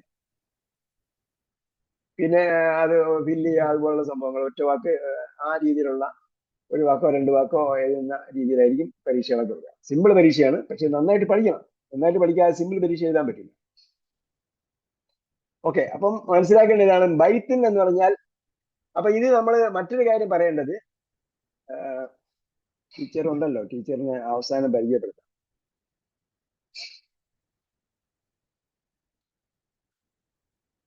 ടീച്ചറുണ്ട്, ടീച്ചർ കൂടെ കേൾക്കാൻ വേണ്ടി പറയുകയാണ്. നമ്മൾ പഠിക്കുന്നത് ഒഫീഷ്യൽ, അതായത് എന്താ പറയാ, നമ്മള് സ്ഫുടമായ ഭാഷയാണ് നമ്മൾ പഠിക്കുന്നത്. അതായത് സംസാര ഭാഷയല്ല നമ്മൾ പഠിക്കുന്നത്. സ്ഫുടമായ ഭാഷ പഠിക്കുന്ന പറഞ്ഞാൽ ബൈത്തുൻ പോലെ അവസാനത്തെ അടയാളം കൃത്യമായി ഉച്ചരിക്കുന്നതാണ് നമ്മൾ പഠിക്കുന്നത്. എന്തുകൊണ്ടെന്ന് ചോദിച്ചാൽ അത് അറിയലാണ് അറബി എന്ന് പറയുന്നത്. അറബി എന്ന് പറഞ്ഞാൽ അന്ത്യം മാറി വരുന്നത് എന്നാണ് അർത്ഥം. അപ്പൊ അന്ത്യം മാറി വരുന്നപ്പോ ബൈത്തുൻ അല്ലെങ്കിൽ ബൈത്തിൻ, ബൈത്ത എന്നൊക്കെ വരുമ്പോഴത്തേക്ക് എങ്ങനെ വന്നാലും നിർത്തി പറയുമ്പോൾ ബൈത്ത് എന്നാണ് പറയുക. അതെന്താണ്? ഇത് സ്പോക്കൺ ആണ്. നമ്മൾ പറയുന്നത് റിട്ടൺ ലാംഗ്വേജ് ആണ് പഠിപ്പിക്കുന്നത്. അപ്പൊ അതുകൊണ്ട് നമ്മൾ വായിക്കുമ്പോഴും പറയുമ്പോഴും എഴുതുമ്പോഴും എല്ലാ വാക്കിന്റെയും അവസാനത്തെ അടയാളം കൃത്യമായി ഇട്ടിരിക്കണം. അത് നിർബന്ധമാണ്. ബാക്കി എല്ലാ അടയാളം ഇടണമെന്നാണ് നമ്മുടെ പരീക്ഷയുടെ നിബന്ധന. പക്ഷേ അവസാനത്തെ അടയാളം ഇട്ടില്ലെങ്കിൽ ഒരിക്കലും മാർക്ക് കിട്ടില്ല. അപ്പൊ ബൈത്തുൻ, മസ്ജിദുൻ, മസ്ജിദ് എന്ന് പറഞ്ഞാൽ മസ്ജിദ് എന്ന് തന്നെ നമ്മൾ പറഞ്ഞു പഠിക്കുക. പള്ളി എന്നത് അത് സ്യൂട്ടബിൾ യൂസേജ് അല്ല എന്ന് ചില ആൾക്കാർ പറയുന്നുണ്ട്. എനിക്ക് അങ്ങനെ പൂർണ്ണമായിട്ട് അഭിപ്രായമില്ല. പക്ഷേ ഇതാണ് ആൾക്കാർ ഇങ്ങനെ പറഞ്ഞു വരുന്നത്, പള്ളി എന്ന് പറഞ്ഞു വരുന്നത്. പള്ളി മിക്കവാറും ക്രിസ്ത്യൻ പള്ളിയാണോ അല്ലെങ്കിൽ വേറെ ഏതെങ്കിലും പള്ളിയാണോ എന്ന് അറിയാൻ പറ്റില്ല. അതായത് മസ്ജിദ് എന്ന് പറയുമ്പോഴത്തേക്ക് നമുക്ക് സുജൂദ് എന്ന സ്ഥലം എന്ന അർത്ഥമാണ്. മസ്ജിദാണ് നമുക്ക് സ്യൂട്ടബിൾ ആയിട്ടുള്ള വാക്ക്. അപ്പൊ മസ്ജിദ് തന്നെ പറഞ്ഞു മസ്ജിദ്. അപ്പൊ മസ്ജിദുൻ എന്ന് നമ്മൾ പറഞ്ഞപ്പോൾ മലയാളത്തിൽ പറയാം മസ്ജിദ് എന്ന് പറഞ്ഞാൽ മതി, കുഴപ്പമില്ല. അറബി പറയുമ്പോഴത്തേക്ക് അവസാനത്തെ അടയാളമാണ്. അതേപോലെ ബാബുൻ, ഡോർ, വാതിൽ. കിതാബുൻ, പുസ്തകം. കലമുൻ, പേന. മിഫ്താഹുൻ, കിതാബും കലമും ഒക്കെ എല്ലാവർക്കും അറിയാം. മിഫ്താഹ് എന്ന് പറഞ്ഞാൽ കീ. അതേപോലെ മക്തബുൻ എന്ന് പറഞ്ഞാല് ടേബിൾ ആണ്. മക്തബുൻ ടേബിൾ ആണ്. ഗൾഫിലൊക്കെ ഉള്ളത് മക്തബ് ഓഫീസ് എന്ന് ഉപയോഗിക്കും. അതേപോലെ ലൈബ്രറി എന്ന് ഉപയോഗിക്കും. പല മക്തബത്തിനാണ് ലൈബ്രറി, മക്തബിൻ ഓഫീസ് എന്ന് ഉപയോഗിക്കും, മക്തബ് ടേബിൾ എന്ന് ഉപയോഗിക്കും. പക്ഷെ ഇവിടെ ടേബിളിനാണ് മക്തബ് എന്ന് പറഞ്ഞിരിക്കുന്നത്. കാരണം വെച്ചെഴുതുന്നതാണ്, എവിടെ വെച്ച് എഴുതുന്നു എന്നതാണ് ശരിക്കും അതിന്റെ അർത്ഥം. അതുകൊണ്ട് മേശപ്പുറത്ത് വെച്ച് എഴുതുന്നതിന്, മേശപ്പുറത്ത് വെച്ച് ആണ് എഴുതുന്നത് എന്നത് കൊണ്ട് മേശയ്ക്ക് മക്തബ് എന്ന് പറയും. വേറെയും വാക്കുണ്ട്, അത് നമ്മൾ പിന്നീട് പഠിക്കാം. ശരീറുൻ, കിടക്ക അല്ലെങ്കിൽ കട്ടിൽ. ശരീറുൻ. കുർസിയുൻ, കസേര. ഇതാണ് ഈ ഒന്നാമത്തെ ഭാഗത്ത് വന്നിരിക്കുന്നത്. എന്നിട്ട് എന്ത് ചെയ്യാണ്, ഇതിന് ഹാദ എന്ന് പറയുന്നു. അപ്പോ ഡെമോൺസ്ട്രേറ്റീവ് പ്രോനൗൺ എന്ന് ഇംഗ്ലീഷിൽ പറയും, ചൂണ്ടി പറയുന്നതാണ്. ചൂണ്ടി പറയുന്ന വാക്കാണ് നമ്മൾ ഉപയോഗിച്ചിരിക്കുന്നത്. ഇതെന്താണ്? ഹാദ എന്ന് പറഞ്ഞത് മസ്കുലിൻ ആണ്. എന്താണ്? പുല്ലിംഗമാണ്. പുല്ലിംഗ യൂസേജ് ആണ് ഉപയോഗിച്ചിരിക്കുന്നത്. സ്ത്രീലിംഗ യൂസേജ് എന്താണെന്ന് ചോദിച്ചു കളയരുത്. കാരണം എന്താണ്? ഇത് വഴിക്ക് വഴിയായി വരും. നമ്മൾ പുസ്തകത്തിൽ പറഞ്ഞു, പാഠത്തിൽ പറഞ്ഞു എന്താണോ നമ്മൾ കറക്റ്റായിട്ട് മനസ്സിലാക്കുക. അപ്പൊ നമ്മൾ പുല്ലിംഗമാണ്. അതേപോലെ സിംഗുലർ ആണ്. ഹാദ. ബൈത്തുൻ എന്ന് പറഞ്ഞപ്പോ ഒരു വീട്. അപ്പൊ ഈ ബൈത്തുൻ എന്ന് പറയുമ്പോഴത്തേക്ക് ആ വാക്ക് സിംഗുലർ ആണ്, അതിൽ ഉന്നുണ്ട് എങ്കിൽ നമ്മൾ എന്ത് ചെയ്യും? ബൈത്തുൻ എന്ന് പറയുമ്പോൾ ഇതൊരു വീടാണ്. മലയാളത്തിൽ പറയുമ്പോൾ ഇതൊരു വീടാണ്, ഇതൊരു വീടാണ്. അപ്പൊ ഒരു എന്ന സംഭവം എന്തുണ്ട്? അവിടെ ഉണ്ട്. ഒരു എന്ന സംഭവം അവിടെ ഉണ്ട്. എങ്ങനെ വരും? അത് ഏകവചനമാണ്, അതിന് അല്ലില്ല എങ്കിൽ ഒരു എന്ന സംഭവം ഓട്ടോമാറ്റിക് ആയിട്ട് അറബി ഭാഷയിൽ വരും. ഇതാണ് അറബി ഭാഷ. ഖുർആന്റെ ഭാഷയായിട്ട് അറബി തിരഞ്ഞെടുക്കാൻ കാരണം എന്താണെന്നുള്ളത് നിങ്ങൾ ഈ കോഴ്സ് കംപ്ലീറ്റ് ചെയ്യുമ്പോൾ മനസ്സിലാവും. ഒരു 2 വർഷം അല്ലെങ്കിൽ ഒരു 6 മാസം 1 വർഷമൊക്കെ പഠിച്ചു കഴിയുമ്പോൾ നിങ്ങൾക്ക് മനസ്സിലാവും. കാരണം ഇത് വളരെ എന്താ പറയാ വളരെ സംക്ഷിപ്തമായിട്ട് നമുക്ക് ഭാഷ ഉപയോഗിക്കാൻ പറ്റുന്നത്, വളരെ ആഴത്തിലുള്ള കാര്യങ്ങൾ പറയാൻ പറ്റുന്നതൊക്കെ ആയ ഒരു ഭാഷയാണ് അറബി ഭാഷ. ഇപ്പൊ ഇതിലെന്തുണ്ട്? 2 വാക്കുകൊണ്ട് നമ്മൾ 3 വാക്കിന്റെ അർത്ഥമാണ് കിട്ടിയത്. ഇതൊരു വീടാകുന്നു, ഇത് ഒരു വീട് ആകുന്നു. മലയാളത്തിൽ 4 ഉണ്ട്. ഇംഗ്ലീഷിൽ പറയും ദിസ് ഈസ് എ ഹൗസ്, അവിടെ 4 ഉണ്ട്. ഒരു വാക്കായിട്ടാണ്, ഇടയ്ക്ക് ബ്രേക്ക് വരുമ്പോൾ ഒരു വാക്കായിട്ടാണ് കിട്ടുന്നത്. അപ്പോൾ ഇത് ആണ് കറക്റ്റായിട്ട് നമ്മൾ മനസ്സിലാക്കിയിരിക്കണം. ഇതൊരു വീടാകുന്നു. ഇത്രയും എഴുതിയെങ്കിൽ മാത്രമേ അറബിയിൽ കറക്റ്റ് മീനിങ് ആവുള്ളൂ. പൂർണ്ണമായ മാർക്ക് കിട്ടണമെങ്കിൽ ഇത് ഇത്രയും എഴുതിയിരിക്കും. അതേപോലെ അപ്പം ഹാദ മസ്ജിദുൻ, ഇതൊരു മസ്ജിദാണ്. അതാ ബാബുൻ, ഇതൊരു വാതിലാണ്. ബാബുൻ, ഇതൊരു വാതിലാണ്. ഹദ കിതാബുൻ, ഇതൊരു പുസ്തകമാണ്. കിതാബ് എന്ന് പറഞ്ഞാൽ നമ്മൾ നേരത്തെ പറഞ്ഞിരിക്കുന്നത് ഇതൊരു കിതാബാണ്. അപ്പം വലിയ കിതാബിനെ നമ്മൾ കിതാബ് എന്ന് പറയാറുള്ളൂ. നമ്മൾ സാധാരണ മലയാളത്തിൽ പുസ്തകം എന്ന് പറയുന്നതിനാണ് അറബിയിൽ കിതാബ് എന്ന് പറയുന്നത്. മലയാളത്തിൽ ലഘുലേഖ എന്ന് പറയുന്നതിന് അറബിയിൽ വേറെ വാക്കുണ്ട്. നമ്മളിപ്പോ പഠിക്കുന്നില്ല, അറബിയിൽ വേറെ വാക്കുണ്ട്. അപ്പൊ ലഘുലേഖ എന്ന് പറയുന്നത് എന്തല്ല, അത് പുസ്തകമല്ല. അതേസമയം നമ്മൾ സാധാരണഗതിയിൽ പുസ്തകം എന്ന് പറയുന്നതിനാണ് അറബിയിൽ കിതാബ് എന്ന് പറയുന്നത്. അപ്പം ഈ പള്ളി ദർസിലൊക്കെ പറയുന്ന കിതാബ് ഭയങ്കര കിതാബ് എന്ന് പറയും. ആ ഭയങ്കര കിതാബൊക്കെ ഇപ്പം ഭയം പോയിട്ട് പിന്നെ വെറും കിതാബായി മാറി. അങ്ങനെ മനസ്സിലായോ? അതായത് പണ്ടിങ്ങനെ വലിയ അക്ഷരത്തിലൊക്കെ എഴുതി പിടിപ്പിച്ചിട്ട് വലിയ പ്രിന്റ് ആയിട്ടാണ് തരുന്നത്. കാരണം അത് മാനുസ്ക്രിപ്റ്റ് തയ്യാറാക്കിയിട്ടാണ് പ്രിന്റ് എടുത്തിരുന്നത്. അപ്പൊ അതുകൊണ്ട് ഈ മേശയുടെ വലിപ്പത്തിന്റെ ഇതിന്റെ പകുതി വലിപ്പത്തിലും ഒരു 3/4 മീറ്റർ നീളത്തിലും 1/2 മീറ്റർ നീളം എന്നുകൂടാ, 50 സെന്റിമീറ്റർ നീളം, 30-40 സെന്റിമീറ്റർ വീതിയിലൊക്കെ ഉള്ള കിതാബ് ആണ് ഞാൻ ദർശി ചെല്ലുമ്പോഴത്തേക്ക് പഠിപ്പിച്ചിട്ടുണ്ട്. ഇത് കണ്ടാൽ തന്നെ ഇത് ഭയങ്കര ആണെന്ന് തോന്നുന്നു. അപ്പൊ അതൊക്കെ ഇപ്പൊ എന്തായി, വെറും സാധാരണ പുസ്തകമായി മാറി. കാരണം കമ്പ്യൂട്ടേഴ്സ് പ്രിന്റിങ് വന്നതോടുകൂടി. ഞാൻ ഗൾഫിൽ ചെല്ലുമ്പോൾ 1999 ഗൾഫിൽ ചെല്ലുമ്പോൾ ഇങ്ങനെ സഹീഹുൽ ബുഖാരി ഇങ്ങനെ നേരത്തെ വെച്ചിരിക്കുക. 16 വാള്യം, 16 വാള്യം ഉണ്ട്. ഒരു വാള്യത്തിലാണ് അതിന്റെ ഇൻഡെക്സ് ഉള്ളത്. ഞാൻ എങ്ങനെയാണ് ഈ കിതാബ് വാങ്ങുക? അപ്പൊ 300-600 എത്ര റിയാല്, അതൊന്നും നമുക്ക് പിന്നെ അതല്ല പ്രാപ്യമായ സംഭവമല്ല. അത്രയും റിയാൽ കൊടുത്തെങ്കിൽ മാത്രമേ ഇന്ന് വാങ്ങാൻ പറ്റും എന്ന് ഞാൻ മറ്റേ മുട്ടത്ത് വർക്കിയുടെ ഒരു കൂടെ കുഞ്ഞു പെങ്ങളും പിന്നെ കഥയിൽ പറയുന്ന പോലെ ഈ കൂടെ എന്ന് വാങ്ങാൻ പറ്റും എന്ന് ചിന്തിച്ചിരുന്ന പോലെ ഈ സഹീഹുൽ ബുഖാരി എന്ന് വാങ്ങാൻ പറ്റും. ഒരു 3-4 വർഷം കഴിഞ്ഞ് 4-5 വർഷം കഴിഞ്ഞപ്പോഴത്തേക്കും ആ പുസ്തകം 16 വാള്യമുള്ള ഒറ്റ വാള്യത്തിൽ ഇറങ്ങി. ഒറ്റ വാള്യം. ഇത് കാലം കൂടുതലാണെങ്കിൽ 1000-1200 പേജുള്ള ഒറ്റ വാള്യത്തിൽ ഇറങ്ങി. വാങ്ങിയ ഉടനെ കിട്ടിയ ഉടനെ തന്നെ ഞാനത് വാങ്ങിയിട്ട് കംപ്ലീറ്റ് വായിച്ചു കിട്ടും. എന്ന് പറഞ്ഞതുപോലെ ഭാരിച്ചതെല്ലാം ഇപ്പോ ഭയങ്കരമായി തോന്നിയിരുന്നതെല്ലാം ഇപ്പം ലഘുവാണ്. കാരണം നമ്മൾ വിചാരിക്കുന്ന അത്ര ഭാരമല്ല. അതിന്റെ വലിപ്പം ആൾക്കാരുണ്ടാക്കി വെച്ചിരിക്കുന്നതാണ്, യഥാർത്ഥത്തിൽ അത്രയും വലിപ്പമില്ല. അതേപോലെ ഖുർആൻ എന്ന് പറയുന്നത് 604 പേജുള്ള ഒരു പുസ്തകമാണ്. ഈ പുസ്തകം വായിച്ചു മനസ്സിലാക്കാൻ വേണ്ടി ഒരുപാട് എടുത്ത് സമയമൊന്നും വേണ്ട. ഓക്കെ, ഹാദാ കിതാബുൻ, ഇതൊരു പുസ്തകമാണ്. ഹാദാ കലമുൻ, ഇതൊരു പേനയാണ്. ഹാദാ മിഫ്താഹുൻ, ഇതൊരു കീയാണ്. ഹാദാ മക്തബുൻ, ഇതൊരു മേശയാണ്. ഹാദാ സരീറുൻ, ഇതൊരു കട്ടിലാണ്. ഹാദാ കുർസിയ്യുൻ, ഇതൊരു കസേരയാണ്. ഇത്രയുമാണ് ഇതിലുള്ളത്. ഇനി നിങ്ങൾ ചെയ്യേണ്ടത് എന്ത് എന്ന് ചോദിച്ചാൽ ക്രിയാത്മകമായി പഠിക്കുക. ക്രിയാത്മകമായി പഠിക്കുന്നത് എങ്ങനെയാണ്? നിങ്ങൾക്ക് നിങ്ങളുടെ വീട്ടിന്റെ ബാക്കിൽ എന്ത് ചെയ്യാം? നിങ്ങളുടെ വീട്ടിന്റെ സൈഡിൽ അതാ ബൈത്തുൻ സ്റ്റിക്കി നോട്ട്സ് കിട്ടും. സ്റ്റിക്കി നോട്ട്സ് മഞ്ഞ പേപ്പറിൽ നോട്ട്സ് കിട്ടും. അതെന്ത് ചെയ്യാം? അവിടെ ഒട്ടിച്ച് വയ്ക്കാം. നിങ്ങൾക്ക് അത് ആവശ്യമില്ലാത്ത സമയത്ത് ഇളക്കി കളയുകയും ചെയ്യാം. ചുവരിലെ പെയിന്റ് ഒന്നും പോകാത്ത സാധനമാണ്. എവിടെ വെച്ചാലും ഒട്ടിച്ച് വെച്ചാലും ഇളക്കി കളയാവുന്ന. അവിടെ പിന്നെ അതിന്റെ പസിയോ സാധനമൊന്നും ആൾ പതിയാത്ത സാധനമുണ്ട്. ഗൾഫിലൊക്കെ വളരെ സുലഭമായി കിട്ടും. ഇവിടെ അത് നമ്മൾ ഇവിടത്തെ പൈസ വെച്ച് നോക്കുമ്പോൾ ഇവിടെ കുറച്ച് തുക കൂടുതലായിട്ട് നമുക്ക് തോന്നും. പക്ഷെ അത് തോന്നിയിട്ട് കാര്യമില്ല. നമ്മളൊരു വലിയ ഒരു നോളജാണ് പഠിക്കുന്നത് എന്ന് നിങ്ങൾക്ക് ഇമ്പോർട്ടൻസ് തോന്നിയിട്ടുണ്ടെങ്കിൽ നമ്മൾ എന്ത് ചെയ്യും? അത് എന്ത് വില കൊടുത്തും വാങ്ങും. നമ്മൾ അത് ക്രിയാത്മകമായിട്ട് ഉപയോഗിക്കും. അപ്പൊ അതിന് നിങ്ങൾ എന്ത് ചെയ്യണം?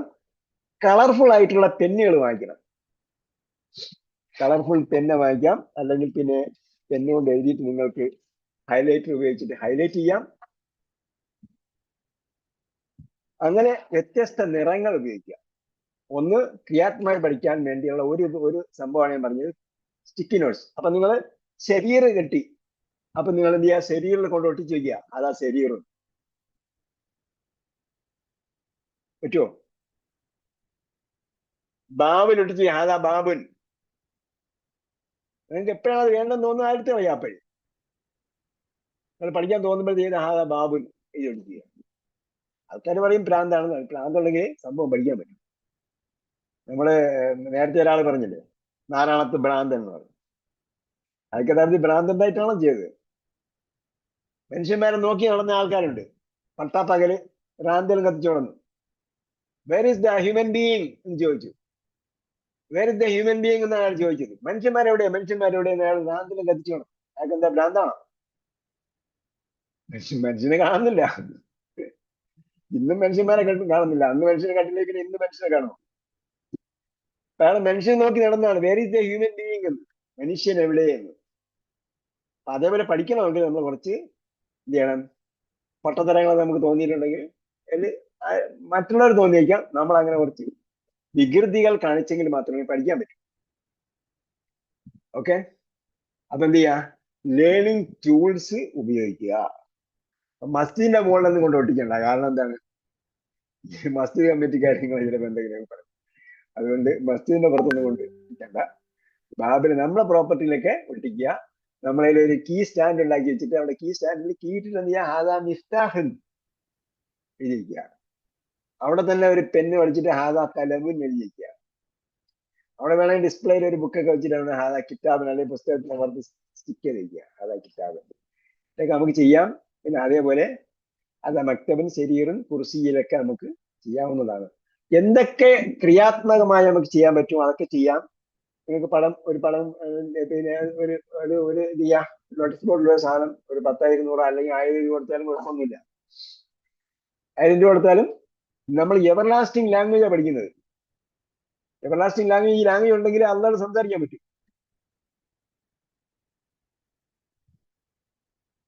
ശരിയല്ലേ? അപ്പൊ ഈ ലാംഗ്വേജ് സ്വർഗത്തിലും പ്രയോജനപ്പെടുന്നതാണ്, പരലോകത്തും പ്രയോജനപ്പെടുന്നതാണ്. നിങ്ങൾ ഇംഗ്ലീഷ് പഠിച്ചാൽ എത്ര നാൾ അത് പ്രയോജനപ്പെടും? Limited years. എന്ന് വരച്ചാലും അത് തീർന്നു. എന്ന് വരച്ചാലും അത് തീർന്നു. മാത്രമല്ല, നിങ്ങൾ എന്തോ ജോലി ചെയ്തിട്ടിരിക്കുന്ന സമയത്ത് മാത്രമേ അത് ഉപയോഗം. എത്രയോ ലാംഗ്വേജ് വിദഗ്ധന്മാരെ ഭയങ്കര ഡിഗ്രി ഒക്കെ എടുത്ത ആൾക്കാരെ നമുക്ക് ഇന്ന് അറിയാം. അവരൊന്നുമല്ല, അവരൊരു കിക്കുമല്ല. അപ്പൊ എന്ന് പറഞ്ഞതുപോലെ അതേസമയം അറബി ഭാഷ ഖുർആൻ മനസ്സിലാക്കാൻ ഉപയോഗിക്കാം. പരലോകത്തും ഉപയോഗപ്പെടും. ഖബറിൽ ചോദ്യം ചെയ്യുന്നൊക്കെ അറബി ഭാഷയിൽ. പിന്നെ അറബി അറിയാത്തവർക്ക് എന്ത് ഭാഷയിൽ ചോദ്യം ചെയ്യുന്ന ചോദ്യം ഉണ്ടാവും, അത് വേറെ. ഓക്കെ, ഇപ്പൊ അറിഞ്ഞാൽ എന്തെങ്കിലും ഡൗട്ട് ഉണ്ടാവും? ഈ പാഠം ഇപ്പൊ പറഞ്ഞ പാഠത്തിന്റെ 1ാം ഭാഗമാണ്. ഇതുപോലെ ഏത് വാക്ക് നിങ്ങൾക്ക് അറിയാമെങ്കിലും അതിനോടൊപ്പം ഹാദാ ചേർത്ത് പറയാം. അത് പുല്ലിംഗമാണ് എന്ന് തോന്നിയാൽ, ഇത് പുല്ലിംഗമാണോ അല്ലേ നമ്മൾ ഇപ്പൊ ചിന്തിക്കണ്ട. കാരണം ഇപ്പൊ നമ്മൾ ജെൻഡർ മനസ്സിലാക്കാറായിട്ടില്ല. അതുവരെ നമ്മൾ എന്ത് ചെയ്യുക? ഹാദാ ഉപയോഗിക്കുക. കുഴപ്പമൊന്നുമില്ല. ജെൻഡർ മാറിപ്പോയെന്ന് പറഞ്ഞ് കുഴപ്പമൊന്നുമില്ല. അറബികൾ സംസാരിക്കുമ്പോൾ നമ്മൾ ഹാദിഹിക്ക് പകരം ഹാദാ ഉപയോഗിച്ചാലും കുഴപ്പമൊന്നും കാണിക്കാറില്ല. അറബികൾ ഇത്രയും എന്താ പറയാ, സഹൃദയരായ മനുഷ്യന്മാരെ എവിടെയും കാണാൻ പറ്റും. നമ്മൾ ഇംഗ്ലീഷ് ആണെങ്കിൽ അവർ പറയുന്ന രീതിയിൽ നമ്മൾ പഠിക്കണം. ന്യൂയോർക്കുകാരൻ പറയുന്ന രീതിയിൽ നമ്മൾ പഠിക്കണം. മാൻഹാട്ടൻ ആണെങ്കിൽ മാൻഹാട്ടനിൽ പറയുന്ന രീതിയിൽ പഠിക്കണം. അല്ല, ഏത് നാട്ടുകാരനാണോ അയാൾ ആ രീതിയിൽ നമ്മൾ പഠിക്കണം, എന്നാലേ പറ്റുള്ളൂ. അറബി ആണെങ്കിലോ നമ്മൾ അറബി ചെന്ന് നോക്കുക, നമുക്ക് മനസ്സിലാവുന്ന രീതിയിലാണ് പറഞ്ഞത്. അതെല്ലാം നമ്മുടെ ലാംഗ്വേജ് കുറെ പഠിക്കാൻ തടസ്സമാകുന്നുണ്ട്. അത് കാരണമായി. പക്ഷെ അവരുടെ ജനറോസിറ്റി അതാണ്. അത്രയും ഔദാര്യന്മാരാണ് അവർ. നമുക്ക് മനസ്സിലാകുന്ന രീതിയിൽ അവർ നമുക്ക് പറഞ്ഞു തരും.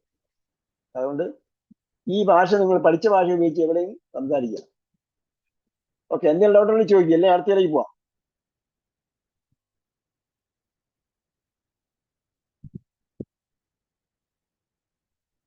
അടുത്തത് ക്വസ്റ്റ്യൻ ആണ്. ഇപ്പൊ ആദ്യം ചോദ്യമല്ല പറഞ്ഞത്, ഒരു പ്രസ്താവനയാണ് പറഞ്ഞത്. ഹാദാ ബൈത്തുൻ സ്റ്റേറ്റ്മെന്റ് ആണ്. ഇതൊരു വീടാണ്, ഇതൊരു പുസ്തകമാണ്, ഇതൊരു പേനയാണ്, ഒരു മേശയാണ്, ഇതാണ് പറയുന്നത്. ഇനി പറയാൻ പോണത് ഇതെന്താണ്, മാ ഹാദ. അപ്പൊ ഇവിടെ ഈ ഹായുടെ മുകളിൽ നീട്ടുന്ന പത്ത ഇട്ടിരിക്കുന്നുണ്ടോ? അത് ഉറുദു സ്റ്റൈൽ റൈറ്റിംഗ് ആണ്. നമ്മൾ നീട്ടുന്ന പത്ത ഇടണ്ട കേട്ടോ, നീട്ടാത്ത പത്ത ഇട്ടാൽ മതി. കാരണം അതെന്തുകൊണ്ടാണ് എന്ന് പാഠപുസ്തകത്തിൽ പറയുന്നുണ്ട്. നമ്മളെ പാഠപുസ്തകത്തിൽ പറയുന്നുണ്ട് അതെന്താണ്, എന്തുകൊണ്ടാണ്. അവിടെ നീട്ടയാണ് പറയേണ്ടത്, നീട്ടില്ലാതെയാണ് എഴുതുന്നത്, നീട്ടിയാണ് പറയുന്നത്. ഹാദായുടെ ഹായ്ക്ക് നീട്ടില്ലാതെയാണ് എഴുതുന്നത്, പറയുമ്പോൾ നീട്ടിയാണ് പറയുന്നത്. ഇത് പുസ്തകത്തിന്റെ പാഠത്തിന്റെ കൺസെപ്റ്റ് പറഞ്ഞിട്ടുണ്ട്. ഓരോ പാഠത്തിനും ഒരു ഇൻട്രൊഡക്ഷൻ തയ്യാറാക്കിയിട്ടുണ്ട് ഇതിന്റെ ഓദർ തന്നെ. അതാണ് ഇതിന്റെ വേറെ പ്രത്യേകത. അതായത് ഇതിന്റെ ഓദർ തന്നെ എങ്ങനെ പഠിപ്പിക്കണം എന്ന് കൂടി തയ്യാറാക്കി വെച്ചിട്ടാണ് പോയി. എങ്ങനെ പഠിപ്പിക്കണം, ഇതൊന്നും അല്ലാതെ നമ്മൾ പഠിപ്പിച്ചിട്ട് കാര്യമില്ല. അദ്ദേഹം തന്നെ തയ്യാറാക്കി വെച്ചിട്ടുണ്ട് ഇത് എങ്ങനെ പഠിപ്പിക്കണം. അപ്പൊ ആ പുസ്തകത്തിൽ അദ്ദേഹം പറയുന്നുണ്ട് ഹാദാക്കി നീട്ടില്ലാത്ത ഫത്തഹാൻ ഇടുന്നത്, നീട്ടിയാണ് വായിക്കേണ്ടത്. ഹലോ സർ, ആ നമ്മള് ഹാദാ കിതാബ് എന്നൊക്കെ പറയുമ്പോൾ ഇത് പുസ്തകമാകുന്നു അല്ലെങ്കിൽ പുസ്തകമാണ്, ഇത് രണ്ടും തമ്മിൽ എന്ത് ഡിഫറൻസ് ഉണ്ടോ, അല്ലെങ്കിൽ എങ്ങനെയാണ്? അതിലൊന്നും വ്യത്യാസമില്ല. ആകുന്നു ആണെന്ന് പറയുന്നത് മലയാളത്തിന്റെ ശൈലി ഭേദമാണ് കേട്ടോ. ഒരു കൂടി ഉണ്ട് കേട്ടോ. ഇതൊരു പുസ്തകമാണ്, ഇതൊരു പുസ്തകമാണ്. അത് ബഹുവചനമല്ല, അല്ലില്ലാത്തതാണ് എങ്കിൽ ഒരു എന്ന വാക്ക് കൂടി ചേർത്ത് പറയേണ്ടി വരും പലപ്പോഴും. അക്കൂട്ടത്തിൽപ്പെട്ട രീതിയാണ് നമ്മൾ ഈ പറഞ്ഞത്. അതാ നുജൂമൻ എന്ന് പറയുമ്പോൾ ഇതൊരു നുജൂമാണെന്ന് പറയുന്നത്. അതാ മുഹമ്മദിൻ എന്ന് പറയുമ്പോൾ ഇതൊരു മുഹമ്മദാണെന്ന് പറയുന്നത്. അവിടെ എന്താണ്, ഇത് മുഹമ്മദാണെന്ന്. അല്ലാത്തതിനൊക്കെ നമ്മളെന്താണ്, ഇത് ഒരു എന്ന് വരും. സാധാരണ നാമങ്ങളിൽ ഊന്ന് വരുമ്പോ ഒരു എന്ന് വരും. ആകുന്നു ആണ് രണ്ടും തമ്മിൽ വ്യത്യാസമൊന്നുമില്ല. അടുത്ത ചോദ്യം, മാ എന്ന ചോദ്യമാണ് നമ്മൾ ആദ്യം പഠിക്കുന്നത്. എന്ത്, മഹദ, ഇതെന്താകുന്നു അല്ലെങ്കിൽ ഇതെന്താണ് എന്നാണ് അതിന്റെ ചോദ്യം. What is this? ഇംഗ്ലീഷ് പറയുമ്പോൾ വാട്ട് ഈസ് ദിസ്, മൂന്നെണ്ണം ഉണ്ട്. മലയാളത്തിൽ പറയുന്നത് ഇത് എന്ത് ആകുന്നു. ഇതെന്ത് എന്ന് മലയാളത്തിൽ നമ്മൾ സംസാരത്തിൽ വരും, പക്ഷെ എന്താണ്, ഇതെന്താകുന്നു എന്നാണ് അതിന്റെ പൂർണ്ണമായ വാക്യം. മഹാദ, ഇതെന്താണ്. ഇപ്പൊ ചോദ്യം എഴുതുമ്പോ ചോദ്യചിഹ്നം ആ ചോദ്യത്തോടാണ് അങ്ങോട്ട് അഭിമുഖീകരിക്കുന്നത് അല്ലെ. ആ സൈഡിൽ എന്താണ് എഴുതിയത് ആ ഭാഗത്തോട്ടാണ്. അത് ഇട്ട് ശീലിക്കാണ് നിങ്ങൾ. ഇവിടെ അങ്ങോട്ടാണ് ചോദ്യചിഹ്നം എഴുതുന്നത്.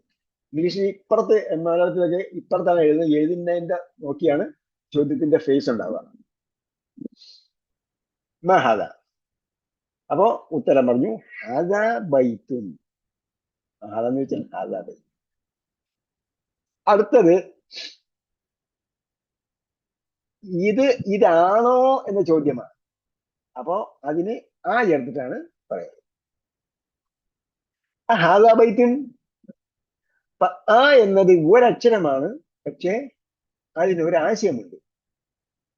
ആശയമുള്ള ഒറ്റ അക്ഷരം, ആശയമുള്ള ഒറ്റ അക്ഷരങ്ങൾ. അതിൽപ്പെട്ടതാണ് ഒന്ന് ആ. പക്ഷെ ഒറ്റ അക്ഷരമാണെങ്കിലും ഇംഗ്ലീഷിലെ പോലെ ഇംഗ്ലീഷിൽ മാത്രമേ ഉള്ളൂ, ഒറ്റ അക്ഷരമുള്ളൂ അല്ലേ. അത് സെപ്പറേറ്റ് എഴുതില്ല. ഒരക്ഷരമേ ഉള്ളെങ്കിൽ അറബി ഭാഷയിൽ അത് അടുത്ത വാക്കിനോട് ചേർന്നായിരിക്കും ഉണ്ടാവുക. വിത്തൗട്ട് എനി സ്പേസ്, ഒരു സ്പേസ് ഇല്ലാതെ അടുത്ത വാക്കിനോട് ചേർന്നിട്ടായിരിക്കും ഉണ്ടാവുക. അതുകൊണ്ടാണ് വ, അല്ലെ അതിന്റെ നടത്തിലാണ് വ. അതേപോലെ അ, ഇതൊക്കെ എന്താണ് ഒരക്ഷരമാണ്. ഷ, ഇതൊക്കെ ഒരക്ഷരം. അങ്ങോട്ട് കുറേശ്ശെ പഠിക്കും. അണ്ടർസ്റ്റാൻഡ് കാര്യം പഠിച്ചിട്ടുള്ളവരാണെങ്കിൽ കുറച്ച് പരിചയമുണ്ടാവും. ആണോ ഉണ്ടോ എന്നാണ്. എന്ന് വെച്ചാൽ ആണോ ഉണ്ടോ. ഹാദാ ബൈത്തുൻ. Is this a house? ഇതൊരു വീടാണോ, ഇതൊരു വീടാണോ. അപ്പൊ എന്ന് ചോദിച്ചാൽ അത് ആണ് എങ്കിൽ നഅം എന്നാണ് ഉത്തരം. എനിക്ക് മനസ്സിലാക്കണം, ആ കൊണ്ടാണ് ചോദ്യം. ചോദ്യം ആ അല്ലെങ്കിൽ ആണോ എന്നാണ് ചോദ്യമെങ്കിൽ, ആണ് എങ്കിൽ നഅം എന്നാണ് ഉത്തരം പറയുന്നത്. ആണോ എന്നാണ് ചോദ്യമെങ്കിൽ, ആണ് എങ്കിൽ നഅം എന്നാണ് ഉത്തരം പറയുന്നത്. അതാണ് ഈ പാഠത്തിൽ പഠിക്കുന്നത്. ഇനി വേറെ പാഠത്തിൽ വേറെ യൂസേജ് പഠിക്കും. അപ്പൊ ഇത് കൃത്യമായി നമ്മൾ മനസ്സിലാക്കിക്കുക. ചോദ്യം അഹാദാ ബൈത്തുൻ, ഇതൊരു വീടാണോ? അപ്പം ഉത്തരം പറയുമ്പോ നാം കഴിഞ്ഞിട്ടൊരു ബ്രേക്ക് ഉണ്ട്, ഫാസില. കോമയ്ക്ക് അറബി പറഞ്ഞ ഫാസില എന്നാണ്. ഫാസില എന്ന പേര് പെണ്ണുങ്ങൾക്ക് ഉള്ളതുകൊണ്ട് നിങ്ങൾക്ക് അത് ഓർമ്മിച്ചേക്കാൻ എളുപ്പമുണ്ട്. ഫാസില, കോമ. അപ്പൊ കോമ ഇട്ടാല് ഒരു ബ്രേക്ക് കൊടുക്കും. ഞാൻ ബൈത്തുൻ, അതെ ഇതൊരു വീടാണ്.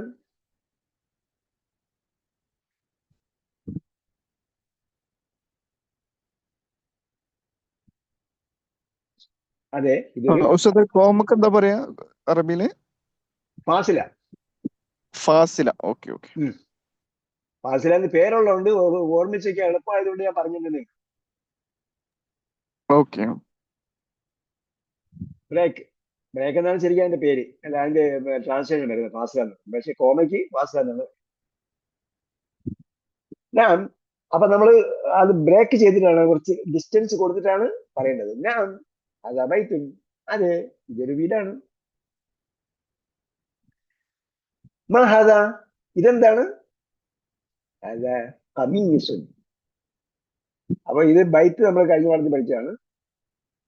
അപ്പൊ അതിന് വേറെ പുതിയ വാക്കില്ല. ഇവിടെ ഖമീസ് പുതിയ വാക്കാണ്. ഞാൻ അല്ല മഹദ, അപ്പൊ ഹദ ഖമീസുൻ, ഇതൊരു ഖമീസാണ്. ഖമീസ് നമ്മള് മലയാളത്തിൽ ഉപയോഗിക്കുന്ന വാക്കാണ്. പക്ഷെ മലയാളത്തിൽ ഉപയോഗിച്ചപ്പോ വേറെ എന്തോ മീനിങ് ഉണ്ടായിട്ടുണ്ടെങ്കിൽ അത് നമ്മൾ തിരുത്തണം. ആ ഖമീസിന് ഷർട്ട് എന്നാണ് അർത്ഥം. ഖമീസിന് ഷർട്ട് എന്നാണ് അർത്ഥം. അറബികൾ ഇടുന്ന കഴുത്ത് മുതൽ താഴെ വരെയുള്ള ഉടുപ്പിന് ഖമീസ് എന്ന് പറയാറില്ല. അതെന്താണ്? അത് അവരുടെ കോമൺ യൂസേജിന് വേറൊരു വാക്കാണ് അതിന് ഉപയോഗിക്കുന്നത്.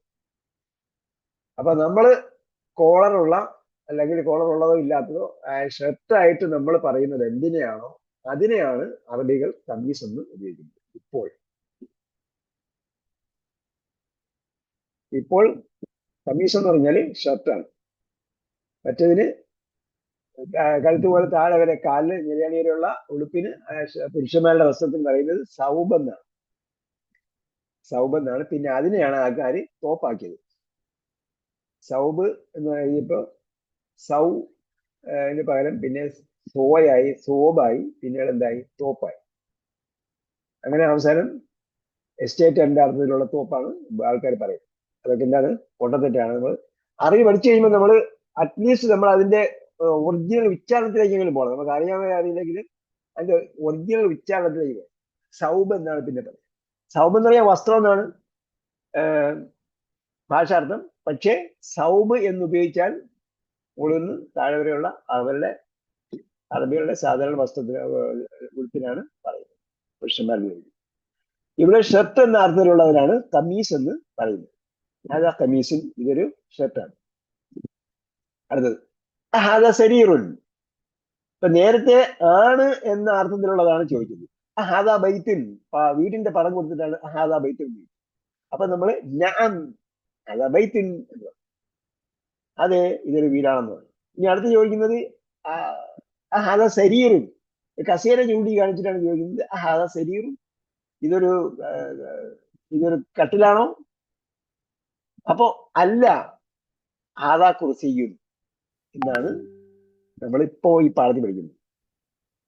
അപ്പോ ഇത് അതല്ല, ഇതാണ് എന്ന് പറയാനാണ് പഠിക്കുന്നത്. പാഠത്തിൽ എന്താണോ വരുന്നത് ആ രീതിയിലാണ് നമ്മൾ പഠിക്കുന്നത്. അതിനാണ് പറഞ്ഞത് ഹാദാ സരീറുൻ, ഇതൊരു കസേരയാണോ എന്നാണ് ചോദ്യം. ഇതൊരു കട്ടിലാണോ എന്നാണ് ചോദ്യം. അല്ല ഇത് കസേരയാണ് എന്ന് പറയാനാണ് ഇപ്പോൾ നമ്മൾ പഠിക്കുന്നത്. അപ്പൊ എന്ത് പറയും? എന്ത് ചെയ്യണം? വിലക്ക് കൊടുക്കണം. വാസില അതാ കുറിസിയും, ഇതൊരു കസേരയാണ്. നേരത്തെ ആരായിരുന്നു സംശയം ചോദിച്ചത്? ഒരു പുരുഷനും ചോദിച്ചില്ല. ആ സ്വരം എനിക്ക് വളരെ പരിചയമുള്ളവർ കൊടുക്കും. അതായത്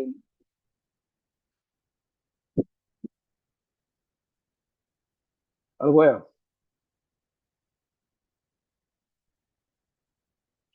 ഓക്കെ. അപ്പോ ലാ ആദ കുറച്ച് കോമയ്ക്ക് എന്താ വാക്ക് പറയുന്നത് ചോദിച്ചില്ല ഒരാൾ. അത് പോയോ? അതെ അതെ, ഇവിടെ ഉണ്ട്, ഇവിടെ ഉണ്ട്. നിങ്ങൾ വേറെ ക്ലാസ്സുകളിലും പങ്കെടുത്തിട്ടുണ്ടോ? എന്റെ ഇല്ല ഇല്ല ഇല്ല, പുതിയ ആളാണ്. ഓക്കെ. അതിലാണ്. എന്താണ് പേര്? എന്റെ പേര് യാഷിഖ്. അപ്പൊ അല്ല ഇതൊരു കസേരയാണ്. അതാണ് ല അതാ കുറിച്ച്. ലാ കഴിഞ്ഞിട്ട് എന്ത് ചെയ്യണം? അരീതി പറയണം. ഞാൻ എന്താണ് എങ്ങനെയാണ് പറഞ്ഞത്? അരീതി പറയണം. പല സംഭവങ്ങളൊക്കെ എന്ത് ചെയ്യണം? നമ്മൾ ഉസ്താദിനെ ഇമിറ്റേറ്റ് ചെയ്യണം, അനുകരിക്കുക എന്നാണ് ഒന്നാമത് സ്റ്റുഡൻറ് ചെയ്യേണ്ടത്. അനുകരണം. തത്തമ്മയെ പൂച്ച പൂച്ച പൂച്ച പൂച്ച. പിന്നീട് നമ്മൾ ചിന്തിക്കാൻ വേണ്ടി വിട്ടുതരും. അപ്പോഴാണ് ചിന്തിക്കാൻ വേണ്ടി വിടേണ്ടത്. നിങ്ങൾക്ക് സർവതന്ത്ര സ്വാതന്ത്ര്യത്തോടുകൂടി നിങ്ങൾ പഠിക്കാൻ പറ്റുന്ന ഒരു അവസ്ഥയിലേക്ക് നമ്മൾ എത്തിക്കും. എല്ലാം പഠിച്ചു തീർന്നിട്ടല്ല, പകുതി വഴിയും തന്നെ ഡിക്ഷണറി നോക്കണം, അത് കണ്ടെത്തണം, ഇത് കണ്ടെത്തണം എന്നൊക്കെ പറയും. അപ്പോൾ നിങ്ങൾ എന്ത് ചെയ്യാം? റൂഴി വിട്ടിരിക്കുകയാണ്. ഇപ്പോഴെന്ത് ചെയ്യണം? ഇപ്പൊ നമ്മൾ തത്തമ്മയെ പൂച്ച പൂച്ച എന്ന് പറയും, പൂച്ച പൂച്ച. ഇപ്പൊ എന്താണ്? പാഠപുസ്തകം എടുത്ത് വെച്ച് വായിക്കണം.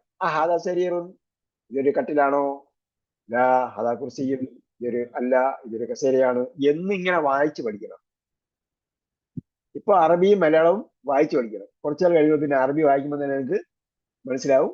മാത്രമല്ല അടയാളങ്ങൾ ഒക്കെ, എവിടെ അടയാളങ്ങൾ എഴുതണം, എവിടെ ഫത്തഹ വരും, എവിടെ കസർ വരും എന്നൊക്കെ നിങ്ങൾക്ക് ഫത്തഹ കസർ ഇല്ലാത്ത കിതാബ് വായിക്കാൻ വേണ്ടിയാണ് നമ്മൾ പഠിക്കുന്നത്. നേരത്തെ പറഞ്ഞ പോലുള്ള ഭയങ്കരമായ ഭീമാകാരമായ പുസ്തകമല്ലേ, അതൊക്കെ പഠിക്കാൻ വേണ്ടിയാണ്. അടുത്തത് അഹാദാ മിഫ്താഹുൻ.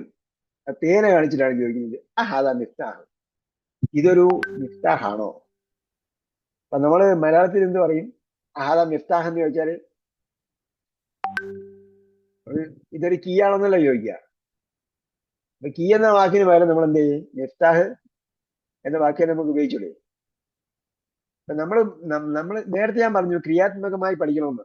ആ ക്രിയാത്മകമായി പഠിക്കണമെന്ന് പറഞ്ഞതിന്റെ മറ്റൊരു ഭാഗമാണ് നമ്മൾ കുറേ വാക്കുകൾ എന്ത് ചെയ്യുന്നുണ്ട്? ഇംഗ്ലീഷ് വാക്കുകളാണ് നമ്മൾ ഉപയോഗിക്കുന്നത്. ഉദാഹരണം, നമ്മൾ സുബഹിസ്കരിക്കാൻ പോകുമ്പോൾ തന്നെ ആദ്യം ചെയ്യുന്നത് എന്താണ്? ഡോർ തുറക്കും. ഡോർ തുറക്കാൻ എന്ത് വേണം?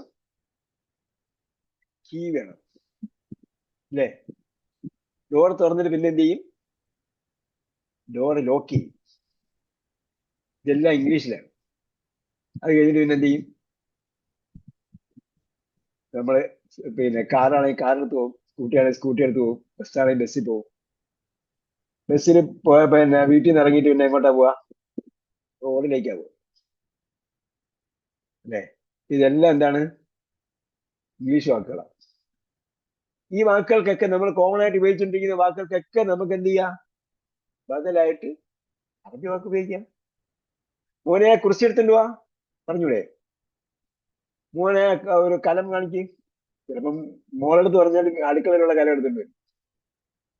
അത് വേണ്ട, അത് മനസ്സിലാവുന്ന രീതിയിൽ നമ്മൾ അറബിയാണ് പറഞ്ഞതെന്ന് മനസ്സിലായാൽ. ഇപ്പൊ ബാബ് നമ്മൾ പഠിച്ചിട്ടില്ലെങ്കിൽ ലോക്ക് ചെയ്യാന്ന് പറയാം. ബാബ് തുറക്കണമെങ്കിൽ ബാബിന്റെ മിഫ്താഹ് എടുക്കാൻ പറയാം. അതൊക്കെ നമ്മൾ എന്താണ്? വളരെ കൗതുകമായിരിക്കും. ഇപ്പൊ നമ്മള് നേരത്തെ മമ്മി ഡാഡി എന്ന് വിളിച്ചിരുന്നത് ഭയങ്കര സംഭവമായിരുന്നു, അല്ലേ? ഇപ്പൊ കുട്ടികൾ എന്താ വിളിക്കുക? അബി ഉമ്മി എന്നാണ്, അല്ലേ? അപ്പൊ അതിലേക്ക് വരാൻ നമ്മൾ എത്ര പാടുപെട്ടു. അതേപോലെ നമുക്ക് ഈ കൾച്ചർ മാറ്റിയെടുക്കാവുന്നേ ഉള്ളൂ. സിമ്പിൾ, ലളിതമാണ്. മമ്മി ഡാഡി എന്നൊക്കെ പറയും ഭയങ്കര സംഭവം നമ്മൾ തോന്നും, ഭയങ്കര സംഭവമായിരുന്നു. ഇതായിപ്പോയി, ആൾക്കാർ വെറുത്തുപോയി.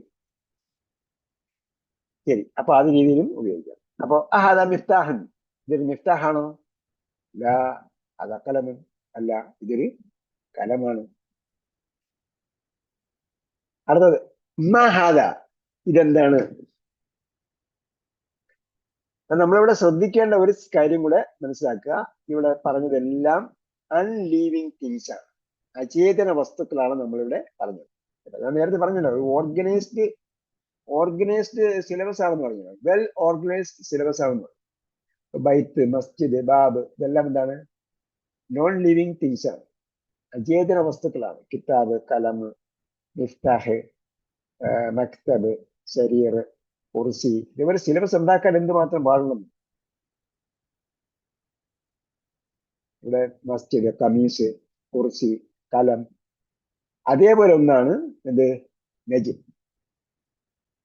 നജിമുൻ, ഇതൊരു മഹദ, ഇതെന്താണ്? മഹദ, ഇതെന്താണ്? ഹദ നജിമുൻ, ദിസ് ഈസ് എ സ്റ്റാർ, ഇതൊരു നജിമാണ്. സ്റ്റാറിന്റെ പറഞ്ഞപ്പോഴാണ് എന്റെ പേര് പരിചയപ്പെടുത്തില്ല. നജൂം അബ്ദുൽ വാഹിദ് എന്നാണ് എന്റെ പേര്. നിങ്ങളെ നിയുക്തയായ ടീച്ചർ എന്ന് പറയുന്നത് ഷഫല എന്നാണ്. ഷഫല വിളിക്കാൻ നമ്മൾ ഇൻട്രൊഡ്യൂസ് ചെയ്യാൻ വേണ്ടി. അപ്പൊ അതാ നജിം. നജിം എന്ന് പറഞ്ഞാൽ സിംഗുലറാണ്, നുജൂം എന്ന് പറയുന്നത് പ്ലൂറലാണ്. പ്ലൂറിലേക്ക് നമ്മൾ വന്നിട്ടില്ല. എന്തായാലും എന്റെ പേര് നുജൂം എന്നാണ്, വാപ്പാടെ പേര് അബ്ദുൽ വാഹിദ്. വാപ്പ എന്നെ ഈ തരത്തിലാക്കിയതുകൊണ്ട് വാപ്പാടെ പേരിൽ കൂടെ ചേർത്തിട്ടാണ് വിളിക്കല്.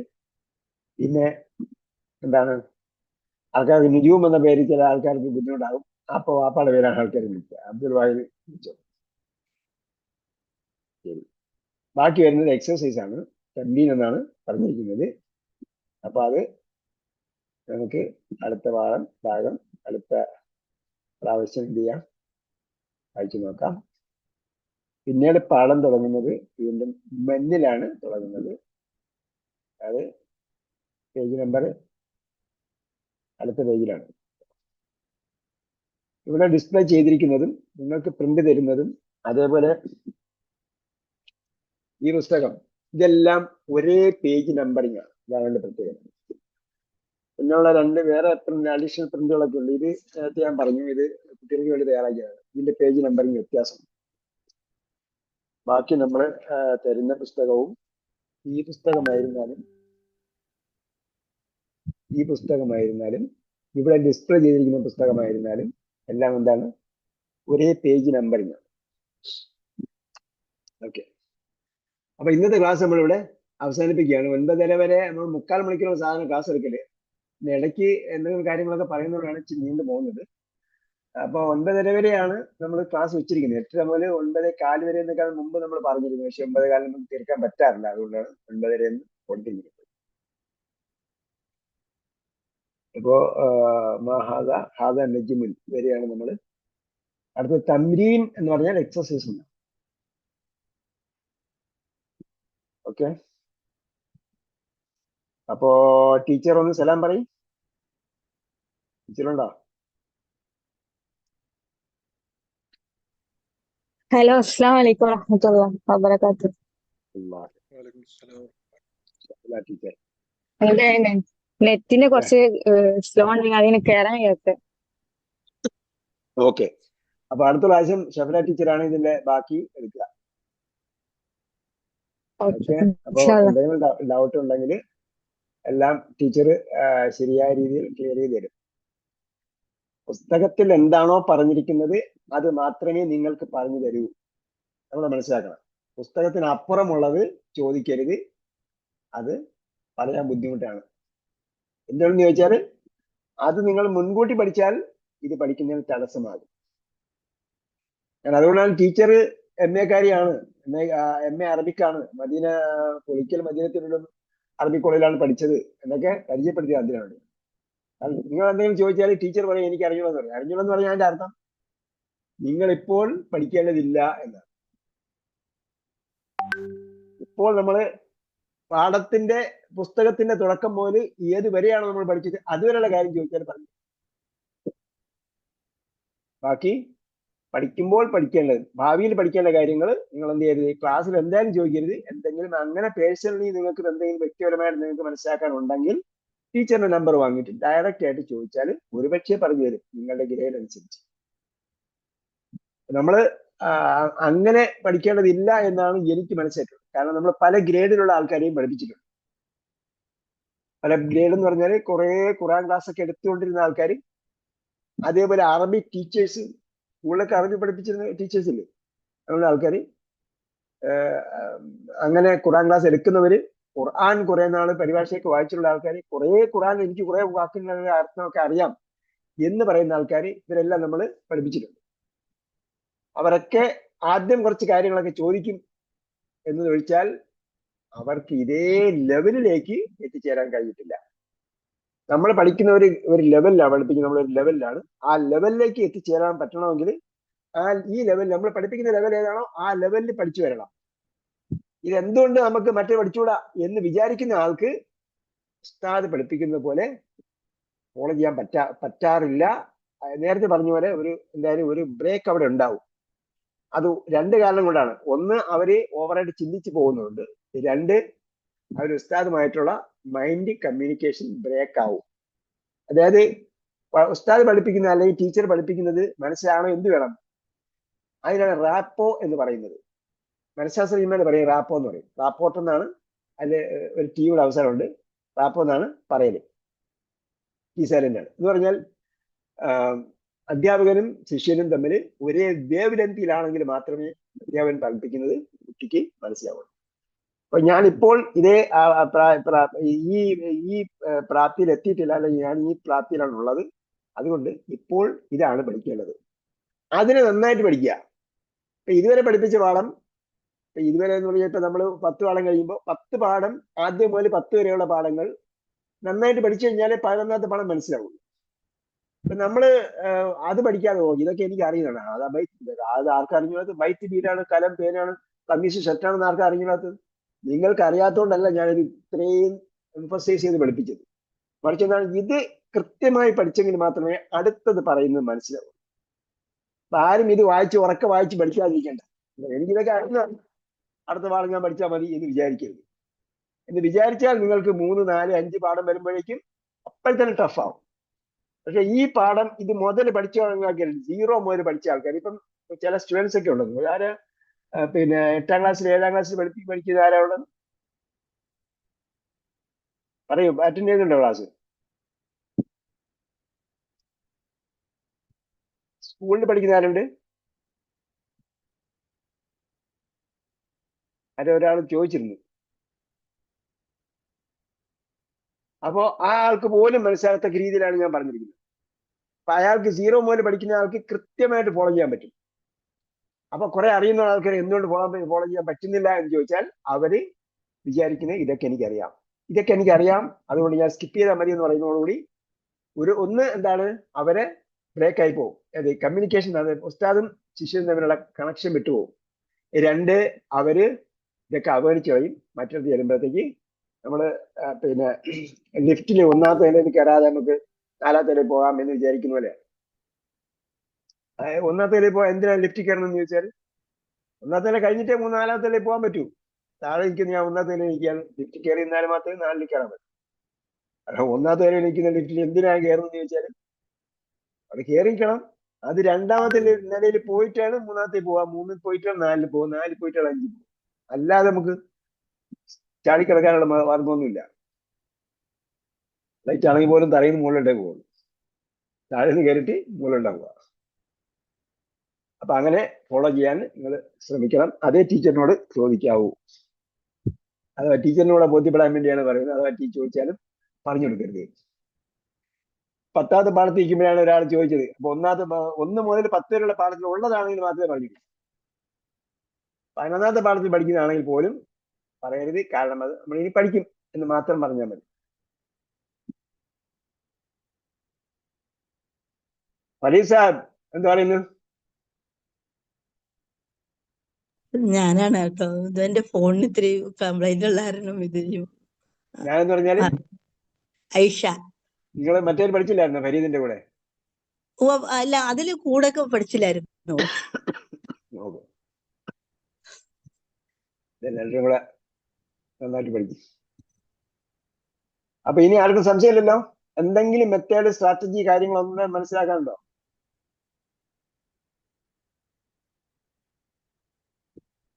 പിന്നെ ബോയ്സ് ആണ് ഗേൾസ് ആണെന്നൊന്നും പരാതി ഒന്നും ആൾക്കാർ പറയുന്നത്. നമ്മൾ ഇപ്പോഴത്തെ സിസ്റ്റത്തിൽ ഇങ്ങനെയാണ് പഠിപ്പിക്കുന്നത്. ഞാൻ നേരത്തെ പറഞ്ഞു, ഷവല ടീച്ചർ കോളേജിൽ ക്ലാസ് എടുക്കാൻ പോവാണ്, അതിനുവേണ്ടിയുള്ള ട്രെയിനിങ്ങിലാണ്. അല്ലെങ്കിൽ സ്കൂളിൽ ക്ലാസ് എടുക്കാൻ പോവാണ്, അതിനുള്ള ട്രെയിനിങ്ങിന് BEdന് പഠിക്കാൻ പോവാണ്. അല്ലെങ്കിൽ അപ്പോ പിന്നെ അത് കഴിഞ്ഞാൽ പിന്നെ എന്ത് ചെയ്യും? പിന്നെ മറ്റ് പല ക്വാളിഫിക്കേഷൻ നേടി സ്കൂൾ കോളേജിലൊക്കെ പഠിക്കാൻ പോകും. അപ്പൊ അവിടെ പുരുഷന്മാരും സ്ത്രീകളൊക്കെ ഉണ്ടാവും. അപ്പൊ ആ ലെവലിലാണ് പഠിക്കുക നമ്മള്. പിന്നെ നമ്മളിപ്പോ 2 ഗ്രൂപ്പായിട്ടാണ് ഉണ്ടാക്കിയിരിക്കുന്നത്. സ്ത്രീകൾക്ക് വേറെ പുരുഷന്മാർക്ക് വേറെ ഉള്ള ഗ്രൂപ്പാണ്. അസൈൻമെന്റ് വരുമ്പോൾ രണ്ടും ഒരു ഗ്രൂപ്പായിട്ട് വരും. അങ്ങനെയൊക്കെ വരും. ഇപ്പോ നേരത്തെ നമ്മൾ ചെയ്തുകൊണ്ടിരുന്ന രീതിയിൽ തന്നെ 2 ഗ്രൂപ്പാക്കിയിട്ടുണ്ടെന്നേ ഉള്ളൂ. ഭാവിയിൽ അത് ഒന്നാക്കി കൂടായികയൊന്നുമില്ല. പക്ഷെ ഇപ്പൊ നമ്മൾ അസ്പർശ്യതയൊന്നും വേണ്ടതില്ല. മാത്രമല്ല എന്റെ അനുഭവത്തിൽ ഇതുവരെ നമ്മളുമായിട്ട് ചേർന്നവരാരും ദുരുദ്ദേശപൂർവമായ കാര്യങ്ങളൊന്നും ഇവർ ചെയ്തതായിട്ട് അറിവില്ല. തുടക്കത്തിലൊക്കെ നമ്മൾ അൺകൺട്രോൾഡായിട്ട് കുറച്ചൊക്കെ നമ്മൾ 2013 തുടങ്ങിയ സമയത്ത് വാട്സപ്പ് എന്താ പറയാ അഡ്മിൻ പവറൊന്നും ഇല്ലാത്ത സമയത്തൊക്കെ ചില ഖലിതങ്ങൾ ഉണ്ടായിട്ടുണ്ട്. അത് ഇതുപോലെയല്ല, കുറച്ച് ചില ആവശ്യമില്ലാത്ത പോസ്റ്റിംഗ് ഒക്കെ വന്നിട്ടുണ്ട്.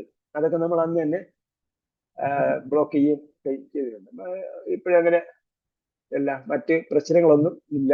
ഇതിൽ വരുന്നവരെല്ലാം മാന്യന്മാരാണ് എന്നുകൂടി മനസ്സിലാക്കുക. കാരണം ഇത് പഠിക്കണമെങ്കിൽ ഇച്ചിരി ഇത് വേണം, ആ ലെവലിലേക്ക് എത്തണം. ആ ലെവലിലേക്ക് എത്തുന്നവരെ ഇത് വരുള്ളൂ. അതുകൊണ്ട് അങ്ങനെ പ്രശ്നങ്ങളൊന്നും ഇതുവരെയും കാണാറില്ല. ഇപ്പം മാത്രമല്ല, ഇപ്പം മിക്കവാറും ക്ലാസ്സുകളൊക്കെ നടക്കുന്നത് കമ്പൈൻഡ് ക്ലാസ്സുകളാണ് ഓഫ്ലൈനിൽ നടക്കുന്നത്. അതേപോലെ നമ്മൾ ക്ലാസ് പിന്നെ ക്ലാസിന്റെ ഇൻട്രൊഡക്ഷനിൽ ക്ലാസ് ജോയിൻ ചെയ്യാൻ ലിങ്ക് തരുന്ന കുറിച്ച് നമ്മൾ പറയുന്നുണ്ട്. നിങ്ങൾ വീഡിയോ ഓൺ ചെയ്യണ്ട എന്ന് പറയുന്നുണ്ട്. മാത്രമല്ല നിങ്ങൾ ഫുൾ ഡ്രസ്സിലായിരിക്കണമെന്നും പറയുന്നുണ്ട്. അഥവാ ആരെങ്കിലും നിങ്ങളുടെ അടുത്തിരിക്കുന്ന ആരെങ്കിലും കുട്ടികൾ ആരെങ്കിലും വീഡിയോ ക്ലിക്ക് ചെയ്താലും ഉണ്ടാകാത്ത പ്രശ്നം ഉണ്ടാകാത്ത രീതിയിലാണ് ചെയ്യേണ്ടത്. അത് ഞാൻ ക്ലാസ് എടുത്താലും ഷെഫിലെടുത്താലും എപ്പോഴും നമ്മൾ ചെയ്യേണ്ട സംഭവമാണ്. അത് എപ്പോഴും നമ്മൾ സാധാരണ രീതിയിൽ നോർമൽ ഡ്രസ്സാണ്, ഡ്രസ് കോഡാണ് എല്ലാവരും പിന്നെ എന്ത് ചെയ്യേണ്ടത്. പുരുഷന്മാരായിരുന്നാലും സ്ത്രീകളായിരുന്നാലും നോർമൽ ഡ്രസ് കോഡാണ് പാലിക്കേണ്ടത് എപ്പോഴും ക്ലാസ് ഇരിക്കുമ്പോൾ ചെയ്യേണ്ടത്. നമ്മൾ ക്ലാസ് സമയത്ത് പഠന മുറിയിൽ ഇരിക്കുക എന്നാണ് നിർദ്ദേശം തരുന്നത്. എന്ന് പറഞ്ഞാൽ അത് പ്രിപ്പയർ ആയിരിക്കും. നോട്ട് ബുക്ക് എടുക്കാൻ പറയും, നോട്ട് ബുക്ക് എടുക്കണം. എഴുതിയത് വായിക്കാൻ പറയും, എഴുതി വാങ്ങും. അപ്പൊ പഠിക്കാൻ വേണ്ടിയുള്ള റെഡി തയ്യാറായി. അപ്പൊ അതേപോലെ നമ്മൾ എന്ത് ചെയ്യണം, ഫുൾ ഡ്രസ്സിലാണ് എപ്പോഴും. ഡ്രസ് കോഡ് എന്ത് ചെയ്യണം, നോർമൽ ഡ്രസ് കോഡ് ഉണ്ടല്ലോ, ഈ ഡ്രസ് കോഡ് നമ്മൾ എപ്പോഴും എന്ത് ചെയ്യണം, കീപ്പ് ചെയ്യേണ്ടതാണ്. അത് ചില സമയത്ത് മാത്രം ചെയ്യാവുന്നതല്ല. നബിയുടെ കാലത്തും ഇപ്പോഴത്തെ കാലത്തും തമ്മിലുള്ള വ്യത്യാസം എപ്പോഴും നമ്മൾ എന്ത് ചെയ്യണം, ഒരു നോർമൽ ഡ്രസ് കോഡ് എപ്പോഴും നമ്മൾ കീപ്പ് ചെയ്യേണ്ടതാണ്. ഒരാളെ നമ്മൾ ഒന്ന് വിളിച്ചു, നമ്മൾ ഡോർ തുറന്നു, അപ്പൊ നമ്മൾ നോർമൽ ഡ്രസ് കോഡ് അല്ല എന്നുണ്ടെങ്കിൽ നമുക്കത് അസഹ്യമായിരിക്കും. എന്നതുപോലെയാണ് നമ്മൾ വീഡിയോ ഓണായി പോയി, പിന്നെ അങ്ങനെ ആയിപ്പോയി എന്നൊക്കെ പറയുന്ന സമയത്ത് നോർമൽ ഡ്രസ് കോഡിലല്ല ഉള്ളതെങ്കിൽ നമുക്കത് അസഹ്യമായിരിക്കും. അപ്പൊ അതുകൊണ്ട് പുരുഷനാകട്ടെ സ്ത്രീ ആകട്ടെ എപ്പോഴും നോർമൽ ഡ്രസ് കോഡിലായിരിക്കണം ഉണ്ടാകേണ്ടത്. ഇപ്പോഴത്തെ ഡിവൈസുകളൊന്നും നമുക്ക് വിശ്വസിക്കാൻ പറ്റുന്ന ഡിവൈസുകളല്ല, പൂർണ്ണമായും വിശ്വസിക്കാൻ പറ്റുന്നതല്ല. ഓക്കെ, അപ്പൊ നമ്മൾ ഒരുപാട് കാര്യങ്ങൾ പറഞ്ഞിട്ടുണ്ട്, ഇൻട്രഡക്ഷൻ മുതൽ കൺക്ലൂഷൻ വരെ.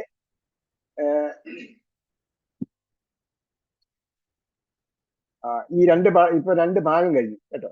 ഈ പാഠത്തിന്റെ തന്നെ ഒന്നാമത്തെ പാഠത്തിന്റെ 3-ാം ഭാഗത്തിലേക്കാണ് പോകുന്നത്. ഒന്നാമത്തെ പാഠത്തിന്റെ വേറൊരു ഭാഗമാണ് അടുത്ത് വരുന്നത്. ഏതൊക്കെ എക്സസൈസ് വരുന്നുണ്ടെങ്കിലും ഒന്നാമത്തെ പാഠം ചെയ്തിട്ടില്ല, കംപ്ലീറ്റ് ആയിട്ടില്ല. അപ്പോ നിയത്തിനെ കുറിച്ച് പറഞ്ഞു, ഗോൾ സെറ്റ് ചെയ്യണമെന്ന് പറഞ്ഞു. അത് സെറ്റ് ചെയ്യുക. നന്നേ ചുരുങ്ങിയത് 6 മാസത്തെ കോഴ്സ്, അത് അവസാനം ഒരു ഓപ്ഷനായിട്ട് ഞാൻ പറഞ്ഞതേ ഉള്ളൂ. 6 മാസത്തെ കോഴ്സ് ഞാൻ പൂർത്തീകരിക്കും എന്നെങ്കിലും നമ്മൾ എന്ത് ചെയ്യണം, സെറ്റ് ചെയ്തെങ്കിൽ മാത്രമേ ഈ കോഴ്സ് നിങ്ങൾക്ക് പൂർത്തീകരിക്കാൻ പറ്റൂ. അല്ലെങ്കിൽ അതിൻ്റെതായ ബുദ്ധിമുട്ട് നമുക്കുണ്ടാവും. അതേപോലെ ഫീസ് അടയ്ക്കാത്തവർ എത്രയും പെട്ടെന്ന് ഫീസ് അടയ്ക്കുക. നിങ്ങൾക്ക് പാഠപുസ്തകം അനിവാര്യമാണ്. പാഠപുസ്തകം ഉണ്ടെങ്കിലേ പഠിക്കാൻ പറ്റൂ. പാഠപുസ്തകം ഇല്ലാതെ പഠിക്കാൻ പറ്റില്ല. നമുക്ക് വിദേശത്തുള്ളവരാണ് നമുക്ക് PDF ഒക്കെ അയച്ചു തരും. പക്ഷെ അത് ഇതിപ്പോ നിങ്ങൾക്ക് നെറ്റിൽ നിന്ന് ഡൗൺലോഡും ചെയ്യാം. പക്ഷെ അതൊക്കെ എന്താണ്, അതിനൊക്കെ ലിമിറ്റേഷൻസ് ഉണ്ട്. എപ്പോഴും നമുക്ക് തൊട്ടു നോക്കാവുന്ന സാധനമാണ് ഇത് പഠിക്കാൻ ഏറ്റവും നല്ലത്. പുതിയ ടെക്നോളജിയൊക്കെ വന്ന് നമ്മൾ എന്താ പറയാ, റീഡിങ് പുസ്തകത്തിൽ ടാബിലൊക്കെയാണ് വായിക്കുന്നതൊക്കെ പറയും. എന്നാലും നമുക്ക് ലേണിങ്ങിനോട് അഭേദ്യമായ ഒരു ബന്ധം ഉണ്ടാകണമെങ്കിൽ ഇതുണ്ടാകണം, കണക്ഷൻ ഉണ്ടാകണം. അതാണ് ഫിസിക്കലി തൊട്ട് നോക്കണം. അതാണ് അതിൻ്റെതായ എഫക്റ്റ് അതിലുണ്ടാവും. അള്ളാഹു സുബ്ഹാനഹു വ തആല നമ്മുടെ ഒത്തുചേരൽ സ്വാലിഹായ അമലായി സ്വീകരിക്കട്ടെ. കൂട്ടത്തിൽ പറയട്ടെ, നമ്മൾ ഖുർആൻ മനസ്സിലാക്കി വായിക്കുക എന്ന ലക്ഷ്യം കൂടി ഇതിനോടൊപ്പം നമ്മൾ ഇരിക്കണം. ഇത് നിങ്ങളെ ജോലി ആവശ്യാർത്ഥമാണോ, അത് വേറെ എന്തെങ്കിലും ആവശ്യാർത്ഥമാണോ, ഭൗതികമായ എന്തെങ്കിലും താല്പര്യം കൊണ്ടായിരിക്കാം ഒരു പക്ഷേ, സാധ്യത കുറവാണ്. ഒരു പക്ഷെ അങ്ങനെ ആണെങ്കിൽ പോലും നമ്മൾ എന്ത് ചെയ്യുക, ഖുർആൻ മനസ്സിലാകുമല്ലോ എന്ന നീയത്തോടെ അതിനോട് ചേക്കുക. കാരണം ആ നീയത്തുണ്ടെങ്കിൽ മറ്റേത് ശരിയാവും. പക്ഷെ ഭൗതികമായ നിയ്യത്ത് മാത്രമാണെങ്കിൽ നിങ്ങൾക്ക് ആഖിറത്തിലേക്കുള്ള നിയ്യത്ത് അത് പൂർത്തിയാവില്ല. അത് ആഖിറത്തേക്കുള്ള നിയ്യത്താണ് ഉള്ളതെങ്കിൽ ഭൗതികമായ നിയ്യത്തും അത് സഫലമാകുന്നതോടൊപ്പം അല്ല നമുക്ക് അത് പൂർത്തീകരിച്ച് തരട്ടെ. നമ്മുടെ നിയ്യത്ത് സഫലമാക്കാൻ അല്ല തൗഫീഖ് ചെയ്യട്ടെ. തുടങ്ങി വെച്ചത് ഒരിക്കലും നമ്മൾ പിന്നിലേക്ക് പോകാൻ പാടില്ല. അപ്പം എഴുതണം, പഠിക്കണം, എക്സസൈസ് നമുക്ക് തരും. ഓക്കെ നിങ്ങൾ അസൈൻമെന്റ് എഴുതണം. അസൈൻമെന്റ് ഇടുമ്പോഴത്തേക്ക് നമ്മൾ അസൈൻമെന്റ് നിർദ്ദേശം തരും. ആ നിർദ്ദേശം അനുസരിച്ചാണ് അസൈൻമെന്റ് ചെയ്യേണ്ടത്. അതായത് അസൈൻമെന്റ് ചെയ്യുമ്പോൾ നിങ്ങൾ ഫോട്ടോ എടുക്കണം എന്ന് പറയും. ഫോട്ടോ എങ്ങനെ എടുക്കണം എന്ന് കൂടി നമ്മൾ പഠിപ്പിക്കുന്നു. അത് ഇതിന്റെ മറ്റൊരു ഒരു ഭാഗമാണ്. അഥവാ നിങ്ങൾ നമ്മുടെ കോഴ്സ് അറ്റൻഡ് ചെയ്യുമ്പോൾ നിങ്ങൾക്ക് ഇതോടൊപ്പം വേറെ ചില സംഗതികൾ സബ്സിഡിയറി ആയിട്ട് കിട്ടും. അതെന്താണ്? നിങ്ങൾക്ക് ലോകത്ത് കിട്ടുന്ന വേറെ ഒരു അസറ്റ് കൂടിയായിരിക്കും. നിങ്ങൾ സ്കാൻ ചെയ്യാൻ പഠിപ്പിക്കും, പോസ്റ്റ് ചെയ്യാൻ പഠിപ്പിക്കും, വാട്സപ്പ് കൈകാര്യം ചെയ്യാൻ പഠിപ്പിക്കും. അതുപോലെ കുറെ കാര്യങ്ങൾ ടെക്നോളജി ഉപയോഗിക്കാൻ വേണ്ടിയുള്ള നമ്മുടെ നിലവിലുള്ള സംവിധാനങ്ങൾ നോർമൽ ആയിട്ടുള്ള, അത് വളരെ ഓവറായിട്ടില്ല, നമ്മളത് വലിയ സാധനമാണ് നമ്മൾ പറയുന്നില്ല, പക്ഷെ പലരെയും സംബന്ധിച്ചോളം അതൊരു വലിയ സംഭവമാണ്. അപ്പൊ അറിയാത്തവർക്കൊക്കെ നമ്മളത് അതേ രീതി ചെയ്യണം. എന്തുകൊണ്ട് അതേ രീതി ചെയ്യണം? നമ്മൾ പറയുന്നത് ഈ രീതിയിൽ സ്കാൻ ചെയ്യണമെന്ന് പറഞ്ഞാൽ ആ രീതിയിൽ തന്നെ സ്കാൻ ചെയ്യണം. ഈ ആപ്ലിക്കേഷൻ ഇൻസ്റ്റാൾ ചെയ്യണം എന്ന് പറഞ്ഞാൽ ആ ആപ്ലിക്കേഷൻ തന്നെ ഇൻസ്റ്റാൾ ചെയ്യണം. അത് നേരത്തെ ഒരു കാര്യം ഞാൻ പറയാൻ വിട്ടുപോയി. പിന്നെ അതായത് നമ്മളിപ്പോ ഒരു പഠനം പൂർത്തിയാകണമെങ്കിൽ എന്ത് വേണം? ഇർഷാദ് ഉസ്താദ് എന്ന് പറയുന്ന ഒരു അനിവാര്യമായ ഘടകമാണ്. ഉസ്താദിന്റെ മാർഗദർശനം സ്വീകരിക്കുക എന്നത് എന്താണ്? നമ്മുടെ ഏത് നോളജും പൂർത്തീകരിക്കുന്നതിന് ഒരു അനിവാര്യ ഘടകമാണ്. അപ്പൊ അതുകൊണ്ട് നിങ്ങൾ നമ്മളെ ഗുരുനാഥനായിട്ട് സ്വീകരിച്ചിട്ടുണ്ടെങ്കിൽ എന്ത് ചെയ്യണം? നമ്മൾ പറയുന്ന പോലെ ഫോളോ ചെയ്യണം. അപ്പൊ തത്തമ്മ എന്ന് പറഞ്ഞാൽ തത്തമ്മ, പൂച്ച എന്ന് പറഞ്ഞാൽ പൂച്ച. ഇപ്പൊ രാത്രി എന്ന് പറഞ്ഞാൽ രാത്രി, ഇപ്പൊ പകലാണെന്ന് പറഞ്ഞാൽ പകൽ. നമ്മൾ എന്ത് പറയുന്നു അതാണ്. നമ്മൾ അങ്ങനെ തെറ്റു പറയും എന്നല്ല പറഞ്ഞതിന്റെ അർത്ഥം. ഉസ്താദ് എന്ത് പറയുന്നു അതാണ്. അതല്ലെങ്കിൽ നിങ്ങൾ എന്ത് ചെയ്യണം? ഉസ്താദിനെ പേഴ്സണലായിട്ട് വിളിച്ചിട്ട് പറയണം, ഉസ്താദെ അങ്ങനെയല്ല ഇങ്ങനെയാണ് എന്ന്. നിങ്ങൾ ഇന്ന സംഗതിയാണ് വ്യക്തം, അല്ലെങ്കിൽ അതാണ് നല്ലത് എന്നൊക്കെ നിങ്ങൾക്ക് തോന്നിയാൽ അത് നമുക്ക് നമ്മളെ വ്യക്തിപരമായിട്ട് പറഞ്ഞ് അറിയിക്കാം. നമ്മുടെ അനുഭവത്തിന്റെ അടിസ്ഥാനത്തിലാണ് നമ്മൾ ഒരു സിസ്റ്റം ഫോളോ ചെയ്യണം എന്ന് പറയുന്നത്. ആ സിസ്റ്റം തന്നെ ഫോളോ ചെയ്യണം. നിങ്ങൾ ബ്ലാക്ക് ആയിട്ട് അസൈൻമെന്റ് ഇട്ടാൽ അത് നമ്മൾ ക്യാൻസൽ ചെയ്ത് ഇട്ട് തരും. അപ്പൊ നിങ്ങൾക്ക് മനസ്സിന് വിഷമം തോന്നും. നമുക്ക് വേണ്ടത് അസൈൻമെന്റ് ഇട്ടാൽ വൈറ്റ് സ്ക്രീൻ ബാക്ക്ഗ്രൗണ്ട് തന്നെയാണ്. വൈറ്റ് ബാക്ക്ഗ്രൗണ്ട് ആണ്, വൈറ്റ് ബാക്ക്ഗ്രൗണ്ട് ആണ്. ഇതാണ് നമ്മൾ എപ്പോഴും ഉണ്ടാകുന്ന ഒരു പ്രശ്നം. അതാണ്. ഇത് രണ്ട് കാരണമാണ് ഇതുകൊണ്ട് ഉണ്ടാകുന്നത്. നമ്മൾ ഒന്ന് എന്താണ്, ഉസ്താദ് പറയുന്നത് പാലിച്ചില്ലെങ്കിൽ നിങ്ങൾക്ക് ലേണിംഗ് പ്രോസസ്സ് നടക്കില്ല, അതായത് പഠനം നടക്കുകയില്ല. ഉസ്താദ് പറഞ്ഞു അതൊക്കെ എന്തിനാ ഇപ്പൊ ഞാനൊരു ഫോർമാറ്റ് തരുന്നു, നിങ്ങൾ ആ ഫോർമാറ്റ് അല്ല വേറൊരു ഫോർമാറ്റാണ് ഉപയോഗിക്കുന്നതെങ്കിൽ എന്താണ്? അപ്പൊ അവിടെ ബ്രേക്ക് ഉണ്ടാവുകയാണ്. ഇതൊക്കെ അതില്ലെങ്കിലും കുഴപ്പമില്ല. ഞാൻ ഉസ്താദ് പറഞ്ഞു 2 ലൈൻ എഴുതാൻ പറഞ്ഞു. 2 ലൈൻ എഴുതിയാലും കുഴപ്പമില്ല, 2 സിംഗിൾ ലൈൻ എഴുതിയാൽ മതി എന്ന്. എന്ത് ചെയ്യണം? നിങ്ങൾ സിംഗിൾ ലൈനാണ് എഴുതുന്നത്, എൻ്റെ അടുത്ത് പെർമിഷൻ ചോദിക്കണം. ഞാൻ പെർമിഷൻ തരതാണ്. നിങ്ങൾ എന്നോട് ചോദിച്ചാൽ ഞാൻ തരും, അത് വേറെ കാര്യം. പക്ഷെ അങ്ങനെ അനുവാദം വാങ്ങൽ എന്താണ്? ഒരു സ്റ്റുഡന്റിന്റെ, നമ്മുടെ ബിഗിനിങ് സ്റ്റേജിലാണ്, ഒരു സ്റ്റുഡന്റിന്റെ മര്യാദയാണ്. ഞാൻ ഇന്ന് പരീക്ഷ എഴുതുന്നു, ഇന്ന് പരീക്ഷയാണ്, ഇന്ന് പരീക്ഷ എഴുതാൻ എനിക്ക് പറ്റിയില്ല എന്നുള്ള, ഇന്ന് പരീക്ഷ എഴുതാൻ പറ്റില്ല എന്നുള്ള നേരത്തെ അറിയിക്കണം. അതിന് പകരം സംവിധാനം ചെയ്യും. അതെന്താണ്? ഇതൊക്കെ ഒരു പ്രൊസീജിയറാണ്. ഇത് ഫോളോ ചെയ്താൽ നിങ്ങൾക്ക് പെട്ടെന്ന് പഠിക്കാൻ പറ്റും. വേറെ സംഭവം അതിൽ കൂടെ കിട്ടാനില്ല. പക്ഷെ ഉസ്താദിന് ഇർഷാദ് ഉസ്താദ് പണ്ടുള്ള അവർ പറഞ്ഞു വെച്ചിട്ടുണ്ട്. ഇർഷാദ് ഉസ്താദിൻ തൂലി സമാൻ എന്നൊക്കെ പറയും. അതിന്റെ ഡ്യൂറേഷൻ ഉണ്ട്, ആ ഡ്യൂറേഷൻ പൂർത്തീകരിക്കണം എന്നൊക്കെ പറയും. അപ്പൊ നമ്മൾ സ്കാൻ ചെയ്യാൻ പറയുന്ന ഒരു പ്രധാനപ്പെട്ട നിബന്ധനയാണ്. അത് എന്ത് ആപ്ലിക്കേഷൻ ഉപയോഗിച്ചാണോ സ്കാൻ ചെയ്യാൻ പറയുന്നത്, ആ ആപ്ലിക്കേഷൻ തന്നെ സ്കാൻ ചെയ്യണം. അതിന്റെ റിസൾട്ട് ഇതാണ് എന്നുള്ള റിസൾട്ട് അതാണ്. നമ്മൾ ഫോർമാറ്റ് എഴുതുമ്പോൾ ഫോർമാറ്റ് ഉപയോഗിക്കണം. ഒരു സിംഗിൾ ലൈൻ എഴുതാൻ പറയും, സിംഗിൾ ലൈൻ എഴുതണം. ഒരു വരി വിട്ട് എഴുതാൻ പറയും, ഒരു വരി വിട്ട് എഴുതണം. മോളുടെ പേര് എഴുതാൻ പറയും, മോളുടെ പേര് എഴുതണം. എല്ലാം ഫോളോ ചെയ്യണം. അല്ലാഹു തൗഫീഖ് ചെയ്യട്ടെ. റബ്ബനാ ആതിനാ ഫിദ്ദുനിയ ഹസന വഫിൽ ആഖിറതി ഹസനതൻ വഖിനാ അദാബന്നാർ റഹ്മതിക യാ അർഹമർ റഹീമീൻ. സല്ലല്ലാഹു തആല വസല്ലം അലാ ഖൈരി ഖൽഖി മുഹമ്മദ് വഅലാ ആലിഹി വസ്സഹ്ബിഹി അജ്മഈൻ വൽഹംദുലില്ലാഹി റബ്ബിൽ ആലമീൻ. ഇലാ ലിഖാ ബിഇذنില്ലാഹ്. വസ്സലാമു അലൈക്കും വറഹ്മത്തുള്ളാഹി. ഇൻഷാ അല്ലാഹ്.